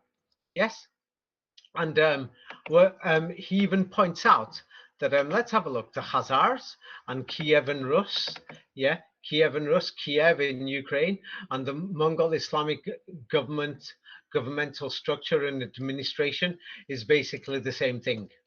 Yes, it's basically the same thing. Yes, and what do you call it? Hmm. It's not just over there that we saw these Islamic things. We find them everywhere. Arabic coins circulating England in Anglo-Saxon Middle Ages times, which doesn't make sense. Oh yeah, most people couldn't even speak English in England more than 100 years ago. Yes, and then Fomenko even points this out that the entire territory of Russia, Eastern Europe, there's nothing but Arabic coin and even Italian, German swords, Arabic writing. Yes, and the Bedouins can't read and write. Hey, they can't read and write. That's why I've said that the Arabic writing and everything came from Europe and went over there recently. Hmm. You see? They couldn't even read and write. Yes, and all these Russian warlords and everything, throughout the Middle Ages and everything. Yes, the Russian warlords, the military generals, all of them, the kings, princes, yeah, covered with inscriptions of the Arabic Quran. And somebody puts a comment saying, "Hey, when I went to the museums, I didn't see them because, hey, Arabic writing, even the styles have changed." Does Kufic means everybody has different handwritings. That's one. Two, another thing is many of these items are not displayed in the public display area. How many things are you going to put there? How are you going to put 100,000 swords on display? Yes. So they change displays like, some museums every week, some every month. So now let's look through Khazaria. Many people say the Ashkenazi Jews or the Jews in Poland were Khazars. Now let's have a look. Yes, the Khazars were in medieval Russia and in Ukraine. Yes, Ukrainians, Polish, Russians. Now, in the same region, Anatolius Fomenko has pointed out, it's not just the coins, it's the weapons. Yes, the weapons and everything has got Arabic writing all over them. This this doesn't make sense. Ah, this doesn't make sense. So now the thing is now, before we go into the Khazars, I will just show another reason why the Essenes didn't pay taxes. They didn't believe in these governments. And now let's have a look at the Muslim Sunnis. Yes, especially the Sunnis. What's so strange about these people is that let's look at Afghanistan. It's got a historical record of low taxation, inefficient system of collecting tax. They can't collect tax. The people don't pay them. Now let's have a look at the Middle Eastern countries. These, Essene, Sunni countries or Muslims. Arab countries have a systematically low tax collection rates. Yeah, compared to the size of their economies. What's going on here? How come they can't collect taxes? Or is it because of the entire system? Yes, throughout the Middle East and Central Asia, Uzbekistan, Kyrgyzstan, Tajikistan, yes, Turkmenistan, all of them, something's wrong. You can't seem to get the taxes of them. Oh, even in Israel, they say 20% is Arabs, or they say 19% is Arabs in many documents. But it's around 20. They say where the Arabs are living, they're reluctant. What do you call it? Yes, even the cities, the Israeli authorities don't even want to bother to collect taxes from these people because they're not going to pay. They don't believe in Hmm. taxation payments. Can you see it? Yes. And let's have a look. So, Israel keeps better records than these Arab countries. In the Arab countries, the majority or more than half don't pay. Look at Israeli Arab municipalities. They collect 70% less property tax. What do you mean property tax? Who the hell are you to say that, why are they asking people to pay tax? Oh, in these democracies, you pay tax, then you're stuck working for the rest of your life 9 to 5. Or when you go to university and school education, you're not learning anything. You're learning how to work just to pay tax for the rest of your life. Yes? Yeah. So this is something else. What do you call it? Yes. And then the Sunnis and everything. Let's see why these Muslims don't want democracy. Yes. And the thing is, let's see, in Israel, the sex education, trans sex education, everything else in the schools. Yes, gender education, everything. The Essenes or the Sunnis or this family called Judah, these Judah people, we're calling them Arabs, but they're from the tribe of Judah. They are genuinely from the tribe of Judah. Yes, even though you want to deny it, you can't say they're from the tribe of Russia or from the tribe of Japan. Their name is Judah. Yeah, they don't want to learn all these things. They don't want to send their children to Israeli schools. They don't want to pay taxes so that their children can learn about sex. Why would you want to pay taxes so that your children can learn to have a sex change? I don't think they're interested. Yes, these people who are trying to preserve the way of Christ. Yes, and let's see, even in Europe and America, where your tax money goes, yes, what do you call it? Federal government wastes taxes. You'll see it all on the news. Billions and billions every year, where your money goes. Let's see where it goes. McCain Library built with 83 million in taxpayers' money. It's stolen. They're stealing it. Who the hell is McCain? Who's going to read these books anyway with the false economics and the false history? Oh yeah, all these hotels, rich companies, your tax money. What they do is rich people open a company. Then they say the company is going to go bankrupt. Then in newspapers, they use the word bailout. They're lying. Why don't you just turn around and say your governments in these democracies are giving trillions of dollars to rich people because they take this money and then they spend it and waste it. Yes. And then what about the banking system in all these countries? Yes. The Muslims are refusing this. They only believe in gold coins, the zloty or the Zealots currency. The Zealots refused the coins, yes, of these fake silver and bronze coins that the Greeks or these fake Byzantine Greeks or Byzantine Romans were giving out and other principalities because they said gold, no inflation, no interest rates. Whereas people in our democracies are getting ripped off. Prices will always go up, but your paper value will go down. Yes, and then we're told about the Jihad or the Holy War. These Muslims and the Prophet Muhammad was crazy. Let's see about the Prophet Muhammad and let's read it in the Quran. In the Quran, it says, you shall not have a banking system with these things, fake interest so that you're going to rip people off. And then the so-called jihad or the holy war, it's a strange holy war. These Muslims are, somebody will say strange once you read the Quran, because it says, what do you call it, the jihad or the holy war was declared against the bankers.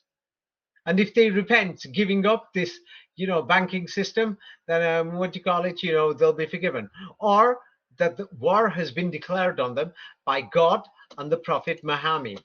Can you see this? I mean, what type of holy war is this? And actually, it sounds similar to Jesus, throwing out the moneylenders from the temple, right? Oh, but we've been told that, these Essenes or Sunni Muslims or these Zealots or the followers of the Zaltan or Salatan or the people who prayed, yes, with these swords and everything, they went around chopping heads. Holy war, and then nobody even reads the Quran, and nobody in Western history or media, hardly anybody mentions this. Why don't they want to say that they were fighting against the bankers, the barons? Yes, the Vatican and all these people who were the bankers. It was the Jesuits who were the bankers. The dollar or the thaler that came in Germany and in the 16th century, invented in 1519, in the same year as 1519 of the Talmud. Yes, where they put a bit of Hebrew writing, yes, with the symbol for God in Hebrew, yes, Jehovah with the symbol of the triangle. How many people don't know this, but that's in my books and things like this. But anyway, it says that this holy war jihad has been declared by these Muslims, yes, in the Quran. So the thing is, the declaration of war, let me just send it to make it clear. Yes, the bankers, yes, the IMF, the World Fund, they've got a declaration of war from God and his messengers. Yes, this is the reality of Islam.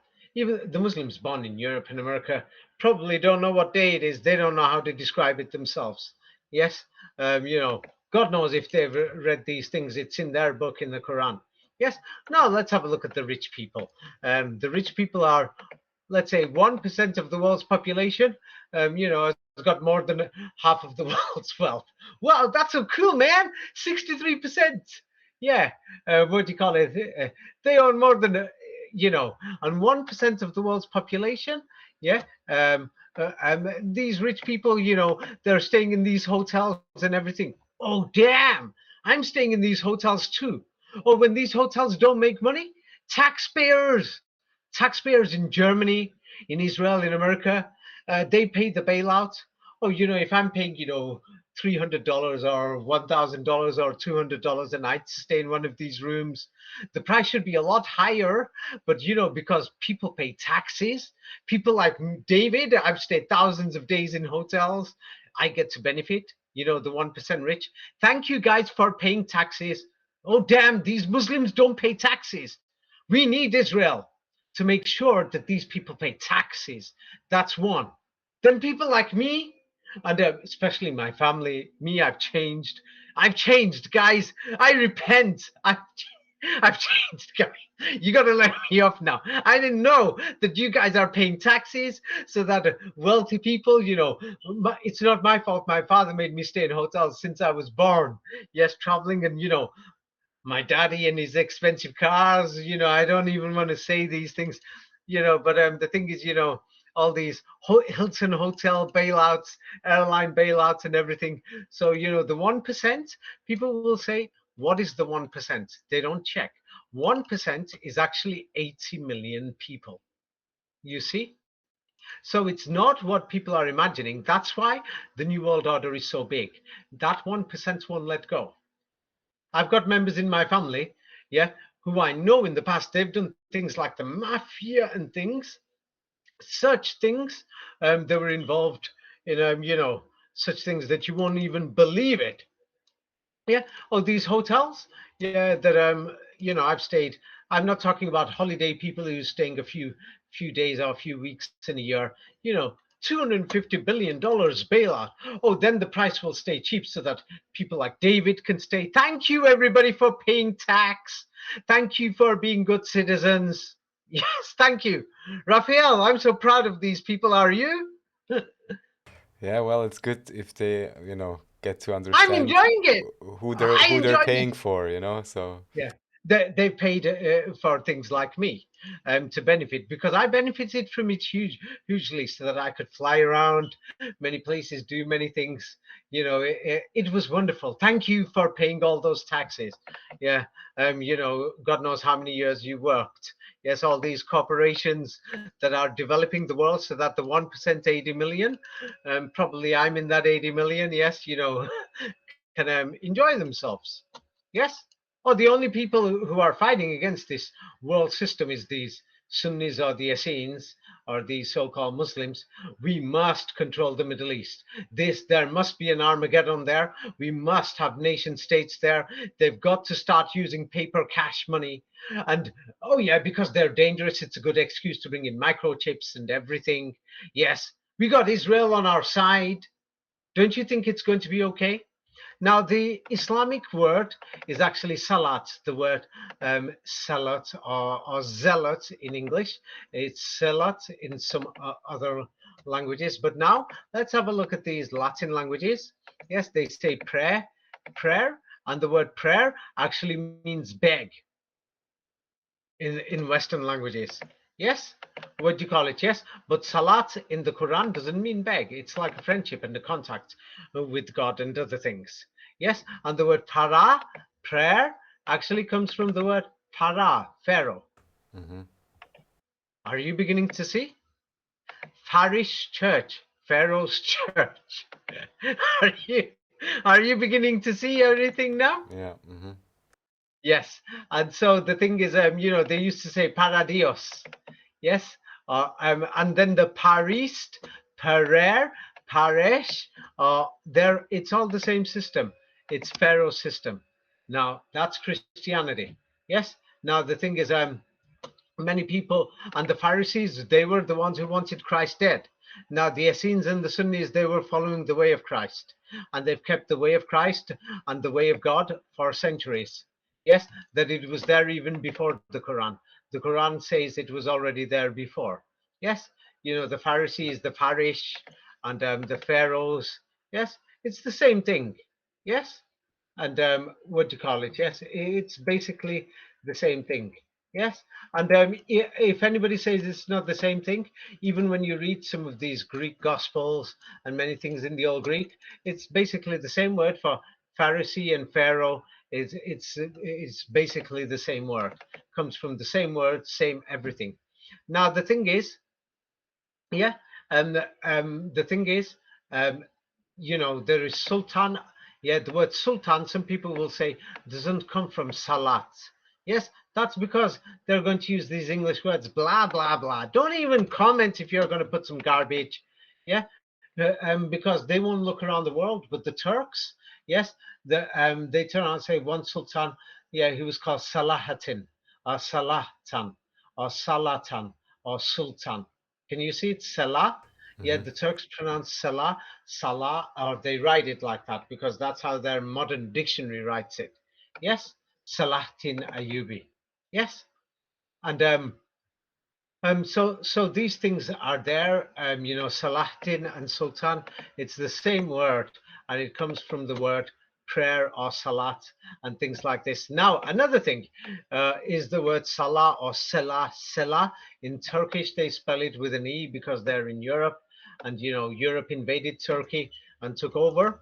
Yes, after World War One, and then they set up their independent government in agreement. Now, the word salah is in the Bible 74 times. 74 is suspicious. Yes, because 74 represents God in English. Yes, and other things. You'll have to read my books to understand it, but read what it says. What is the meaning of the Hebrew word salah? It Second is line. probably either a. Second line. Oh, its etymology and precise meaning are unknown. Oh, they don't know, they're saying? Really? They don't know. And this word mainly turns up in the book called the Psalms or the Psalms. Yeah, can you see it? Yes, it's Yeah. mainly what do you call it in the book called the Psalms. Yeah. So the thing is, salah can be used to indicate that there is a musical interlude at the points in the salam or anything. God knows why they're using difficult words here. But let's have a look. Yes, it's to do with the Psalms. The Psalms has been called the prayer book. Salah means contact or prayer or communication with God. Yes, and the Salats or the Zealots, they wanted to preserve the prayer system. Can you see? And they're trying to say we don't know what it means. Can you see they're lying? Mm-hmm. Can you see this or you can't? The Psalms, they're a prayer book. The Psalms mention the Salah. Yes, but they're telling us we don't know what it means. Well, seems unlikely. Not unlikely they're lying. It's a bit clear they're lying. So the thing is always, yeah. So the salat, yeah, in English they spell it with a Z. In other languages, they spell it with an S. The salats are the people who follow the salats. Yes, they were a Jewish sect. No, they were not the modern Jewish sect. They were the original people from Judah. That included people from other tribes who even joined them, and they were not only in the Holy Roman Empire, but in the Eastern Roman Empire and in Judea. So the thing is, it's becoming clearer who these people were. Yes? Yeah. Right. It's becoming clearer who these people were the more we go out of it. And then the thing is, when we look at who was the Sultan or the meaning of Sultan, they try to give modern meanings, but the Sultan was the person who selected the people for prayer. He was the leader of prayer, and he chose the people who will pray. You see? Yes, and the Zealots had a similar system. Yes, and how do you pronounce Salat or the prayer in what do you call it in Western languages? Yes, what they try to give different pronunciations, zealot or whatever. Yes, it's basically the same word. Yes, and we find that what do you call it, Simon, the disciple of Christ, he was a zealot.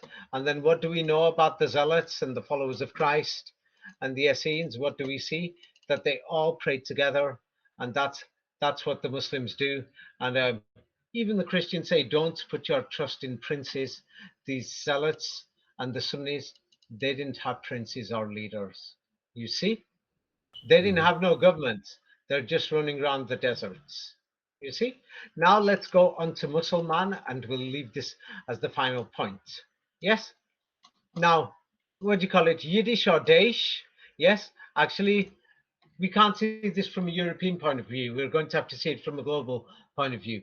The word Dutch in Holland, the word Deutsch in Germany, the Yiddish, yes, that modern Jewish people use, the word Darsh in Morocco, or Darisha, some people pronounce, or the word Bangladesh, Daesh, yes, or Deshi in Afghanistan and Tajikistan and Pakistan.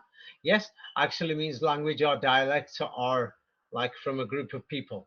Now, the word Musulman basically means, what do you call it, a Muslim.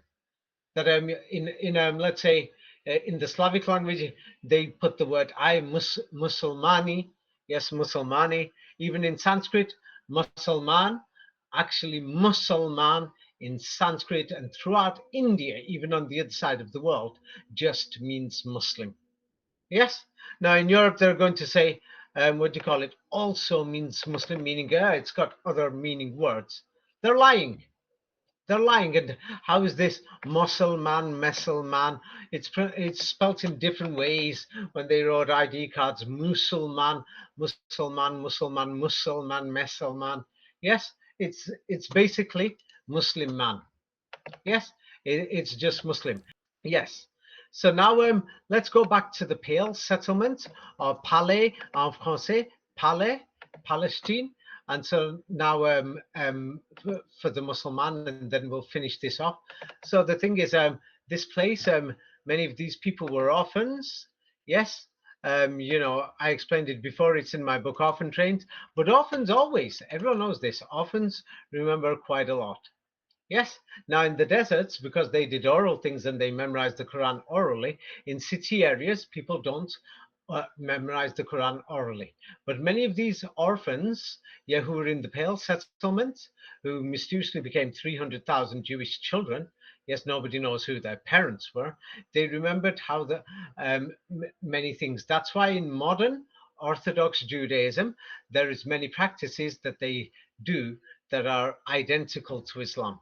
Even the prayer system and many other things and many of the words are exactly the same. Yes, halal, halakhala, and all these other things, salam, shalom, and they will say shalom lichum, salam lichum. Yes, so the things are exactly the same. It's not 10, there's hundreds. I've just given an example. People can check these things today. Yes, and then the thing is, many people will turn around and say, why is there not many Jews? In the same way, there's not many Jehovah's Witnesses. There's not many Baha'i religion people.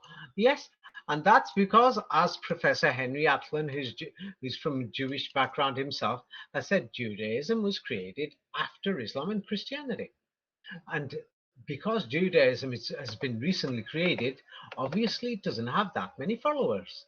And then all these yeshivas where people are dressing in black, learning the Talmuds, the modern system, they only started in the 19th century. They didn't open yeshivas for 2,000 years in these ways. Oh, yeah. And then all these yeshivas that turned up in the Pale settlement in Poland. Oh, Raphael, can you open a school tomorrow? Just put 500, 1,000 orphans there. 1,000 only. You got to feed them, clothe them. You got to look after them. Oh, it's cold in Northern Europe. You got to make sure they're hot. You've got to make sure they learn everything. You got to have the teachers. No Can you problem afford this if the yourself? government pays for it. The people in power, you mean? Yes. Yes. You got to buy the land, the building, everything, or pay the rent. You got to do everything. So now, many of these schools in the 19th century, church schools, and what do you call it? These sectarian Islamic schools, and these so-called sectarian Jewish schools like yeshivas and aligned schools, were established by missionaries and other organizations, registered in Paris and London and other places. Yes, and what type of people were paying for them? Like the Alliance School was financed by Faran or Baron. Yes, the word Baron means Faran. Yes, like Firan means Pharaoh. Yes, and the people, yeah, who were financing these schools and whatever, because they were so-called Bill Gates philanthropists. You know, like Bill Gates pays people things, yeah, because he really cares. He's not going to give food to Africa. He's going to give them his medication. How kind of him. Oh, they can starve and die, but the medicine's free. This man, yeah. Do you see? Yes. Hmm. So they're telling us all these people paid for the Orthodox Christian schools, Orthodox Jewish schools, yeshivas, everything. Isn't this so strange? What do you call it? Yes. Um, yeah, but you know, it's a bit clear what was going on. They're destroying Europe. Many people, they were sending them, you know, on debt to America, because they know if you're a 30-year-old woman, you're not going to work. You've just been, your land's been stolen. You've been trashed in Germany or Poland or Italy or Hungary. So then you think, I'm going to go to Holland, you know, where the Vatican has set up the Dutch East Indies Company, yeah, with the Indians in partnership, the Indians, yes, and from there I'll get on a boat, but I'll be indebted in a debt, in a contract. I've got to work for them for 10 years as a slave. Now, the thing is, I'm signing this contract willingly because that Polish girl asked before. So because they've signed it willingly, of course, you're going to work. You see? So all these colonial schools, you know, whether it's a Jewish school or a Christian school or a Muslim school in the Middle East or whatever, they were financed by these private people as well as by the colonial governments. Oh, these private people, what are they calling them? What does it say? Read it yourself. Private, I'm not seeing 1 second. financed by colonial governments, are Maybe I see. Oh, or private actors. Haha, actors. Yeah, great. actors. Yes, because many of these rich people who invested in them were working for other people. That's how Christianity mysteriously got in all these strange places. You got Christianity in Singapore, in Indonesia, in Burma, or what they call Myanmar, because the missionaries spread it. They've not been Christians for centuries. It's a lie. They destroyed these people's civilizations and then they took over. So it was a total lie. Now, Raphael, because it's been such a long time, we're going to have to continue this next time. But just so that in case, because there's some of these Islamists who are just pathetic. Yes, you know, I can't be bothered with them with their stupid comments. Yes, the thing is, here is a map throughout the Khazar settlements, the Pale settlements, where all these so-called Jews live. Yes, there's nothing but Arabic coins there. This is mapped by Anatoly Fomenko all the way through to the 17th century. All these gold coins, Zealots coins, Zloty coins, or whatever, Poland, East Germany, the majority of the coins found in all the major human settlements. Yeah, and these coins, mysteriously, they say there is no God but Allah. They don't have Hebrew. Hebrew mysteriously started turning up in the 17th century. Yes, or 16th century, 17th century. I'll explain that next time, or people will have to read my books. Yes, and then there is another thing. What do you call it? The Khazars, or the ancestors of the Ashkenazi Jews. It's a lie. People saying the Khazars with the Babylonian Talmud, they were evil or something. No, there is no evidence of this whatsoever. It's just some fantasy. You've been what do you call it? Yes, watching these so-called truthers spreading garbage. The ancestors of the Ashkenazi Jews, the Poles, and many other people, call them Khazars, call them Slavs, call them whatever you want. They're in Eastern Europe. And the thing is, what do you call it? How do we know that Arabic was used before the Prophet Muhammad? Yes. What do we find on these gold coins? Look at the latest page I'm sending you right now. An Arabic line reading Musa Rasul Allah. Moses is the messenger of God. Yeah. Wait a minute. Arabic coins in Northern Europe that says Moses is the messenger of God. But what's It also says there great is is no it God to the follow. headline says, of course, it's some imitation Islamic coins minted in early medieval Europe. Wait a minute. Why are they going to copy it and they forget to write Muhammad is the messenger of God, but they wrote what do you call it? Moses is the messenger of God in Arabic. So that means there was coins there in Northern Europe, yes, before Muhammad, or these people didn't follow Muhammad. Now, if now there's going to be, some people there who are already going to say yes, yes, yes, yes, yes. What do you call it? The Khazars, they didn't follow the Prophet Muhammad. Yes. So now many of these people who are pointing these facts out, what they don't tell you is the full story.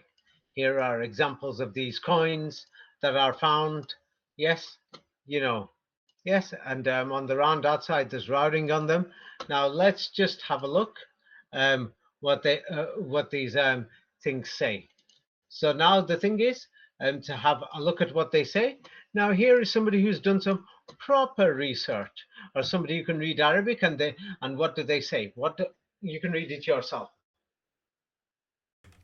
Khazar coins include both the phrase Muhammad Rasulullah at the top and Musa Rasulullah at the bottom. So do you know what this shows? It shows that there's coins that say Moses, Rasul means messenger or prophet of God. And what we can see is that Moses is the prophet of God, and that these people in Northern Europe, yes, accepted Muhammad as the messenger of God.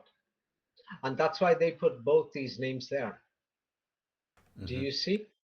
And then eventually it became only Muhammad is the messenger of God in these gold coins. So what we can see is that it's like, for example, there's President Trump, then there's the transition period onto Biden, then Biden has totally taken over. You see? So what we can see is that Moses was the messenger of God, and then people accepted the new prophet, and then after the transition period, took over. Now, many people pointed this out mysteriously. Yes, I'll have to go through it next time, even in Scandinavia and everywhere else, and throughout Europe. The dollar was invented in Europe.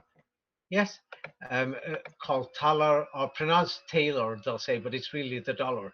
And here you'll see, here's the dollar in some of the German cities. Don't forget, every city was a different country at that time. Yes, so now in the 17th century, we see these coins. This is from Hamburg.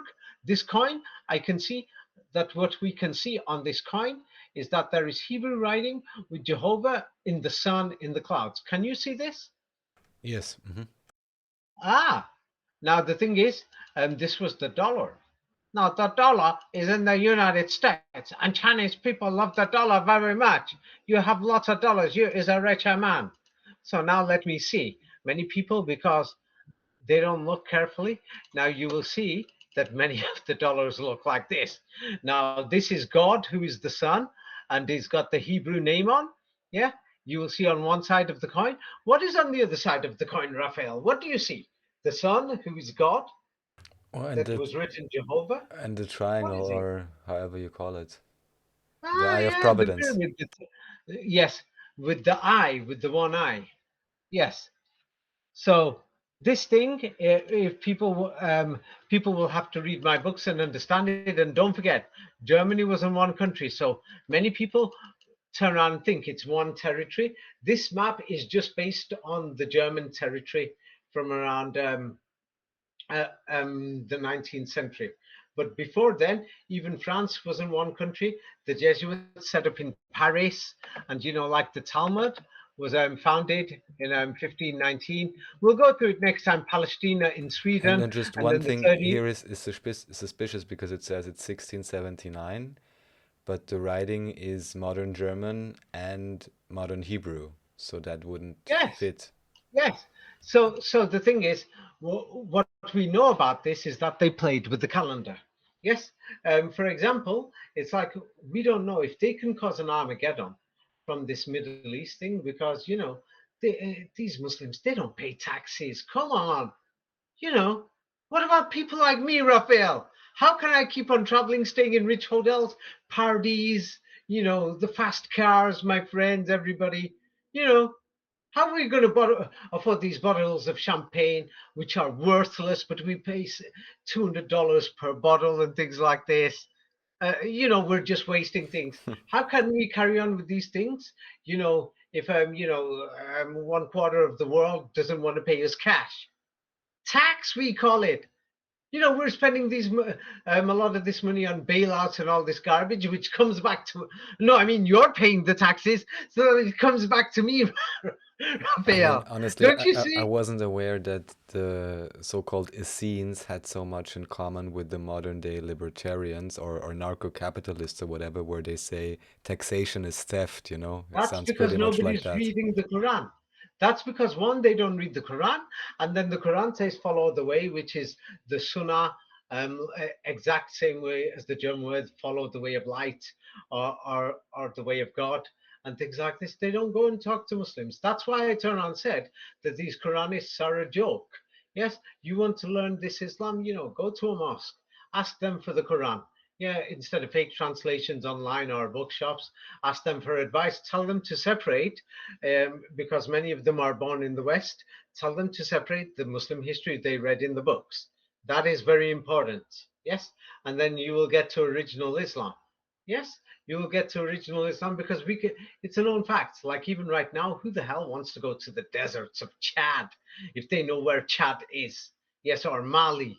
Yes, who the hell wants to go there, or to South Libya, or to South Algeria, or in the Sahara Desert? Just go and see these people, and you will find the original way of God, or an original system that has not been infected by the rest of the world. And what we call poverty in this side of the world, they don't call it poverty. But now there's a new generation, westernization. In many of these Muslim countries, they're putting the internet everywhere instead of water pipelines. They're putting, the cable pipelines for internet. Ah, they can afford that. It's because the internet comes first to brainwash them into the modern world. Anyway, Raphael, Yeah. I've mentioned a lot of things today, so let's leave it at that. It's a bit clear about the Essenes, and that they're the Sunni Muslims, and that Jouda is the actual local people there. And what do you call it? Western historians, Israeli historians, they're all lying. Yes, Judah, we can see is that tribe of people there. We might not like it, you know what I mean, and many Israeli soldiers on their day off, jumping around, singing and dancing, saying kill the Arabs. Maybe they want them dead if they're dead.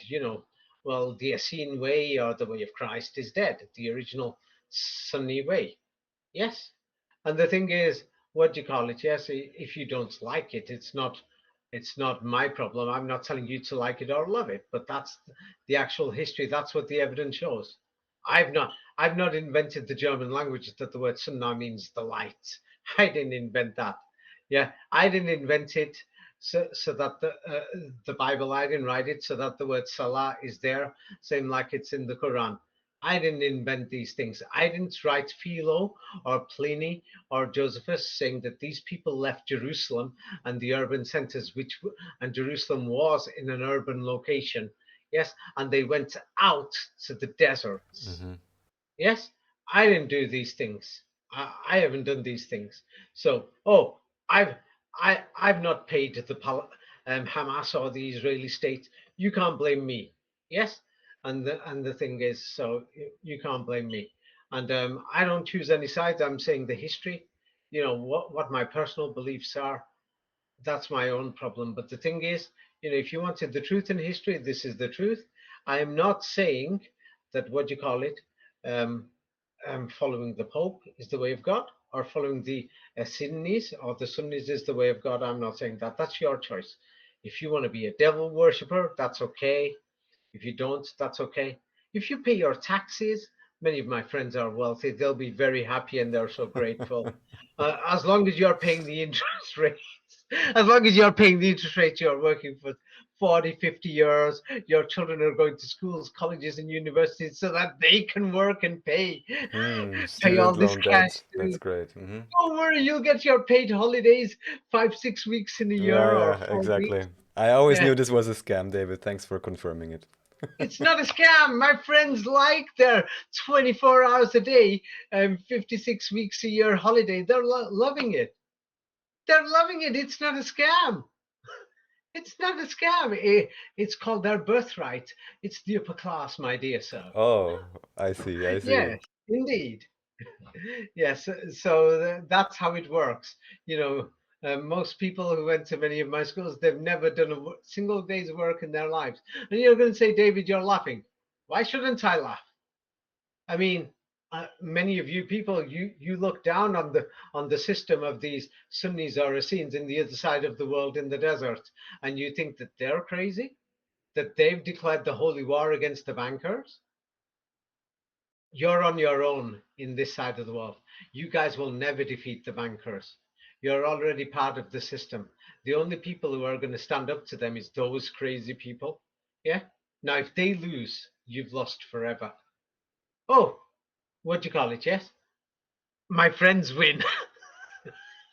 Yeah, good point. My friends will win. So either way, you know, why should I have a problem with that? Why should I? Why should I? Care about all these normal people who are working, Raphael? Well, I guess it's Oh, a when they spiritual don't question work. at the end of the day. Do you know when they don't work? We got nice democratic societies saying we'll give you an employment benefit, but we're going to disturb you. You've got to prove that you're looking for a job until you come back in the system as a slave. Oh, yes. Yeah. And these Muslims, there's something wrong with them. They're resisting. They believe that only God has the authority. They don't believe in any other authority. They don't believe in this paper cash money that you put 1,000 euros or $1,000 in the bank or £1,000, and then 10 years later your money is worth nothing because of the interest rates which cause Yes. inflation. Oh, but these Muslims, they want to bring this, Allahu Akbar currency in gold, and the value of gold doesn't go down. That if you had £1,000 in gold, it will still be £1,000 in gold in 10 years, or it will be worth more. So if the price of gas and electric goes up, so does the price of gold. We don't want these Muslim ideas here. They're dangerous. These are terrorist ideas to bring these gold coins. Don't you think so? I can definitely see the logic, yeah. No. I'm Raphael. If you want to be in the bumpkin billionaires rich club, bro, if you if Yeah, you want of to join the course. club, Yes, yes. if I, you want I to I join the club, understand. yes, you. Whose side are you on? It's just You're either the with us question or how you're with well the someone can terrorists. sleep if they're scamming people day and night. But yeah, you You know know. what I like what about George Bush said? You're either with us or you're with the terrorists. You're Mm, with the bankers or you're with yes, these terrorists. yes, Oh, Israel is a banking corporation. Yes, go and talk to people in Israel. Half the people, they have to pay rent. Oh, these corporations, they own all the land. You can't build a house. Oh, the Muslims build houses anywhere. Oh, the Israeli government keeps demolishing their houses. They don't get a permit. They don't do anything. yes. It's God's land. Who the hell said anywhere in Europe you can't build a house?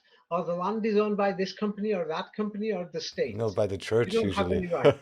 You got to pay rent. And if you're not working, the government says prove that they start everything. You can't even live anywhere. You can't do anything. You got to send your children to schools to learn what they say. Oh, over there, these Muslims turn and think, what the hell do you mean go to school? Send them to school to be brainwashed into paying taxes and not questioning Oh, no, the no, no, laws no. given. And these Muslim terrorists, they're the dumb ones. Oh, sorry, not all Muslims are terrorists. I apologize. As long as they pay tax, we've got many brainwashed Muslims in Europe. They're paying taxes. You know what I mean? Things like this. There's nothing to worry about. Anyway, let's leave it at that, Raphael. You know, people will soon understand this is not about Israel or Gaza or Palestine. This is 100-year war that's not stopped. Same like the Polish Stein that was in Europe, was in the middle of Europe, and it caused many of the wars, or it was part of the wars for 200-300 years until Europe totally got destroyed. Now, that is the agenda for the Middle East, because I've not heard such garbage.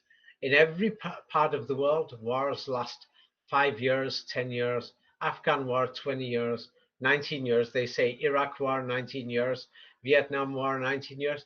But mysteriously, these Nobel Prize winners, yes, who are the people in power in Israel, who claim to be very clever and everything, don't know how to sign a peace treaty. That's how clever they are. Give me a break, man. Give me a break. Let's leave it at that, Raphael. Yes? Thank you very much, Yeah. David, as always. And thanks everyone for listening.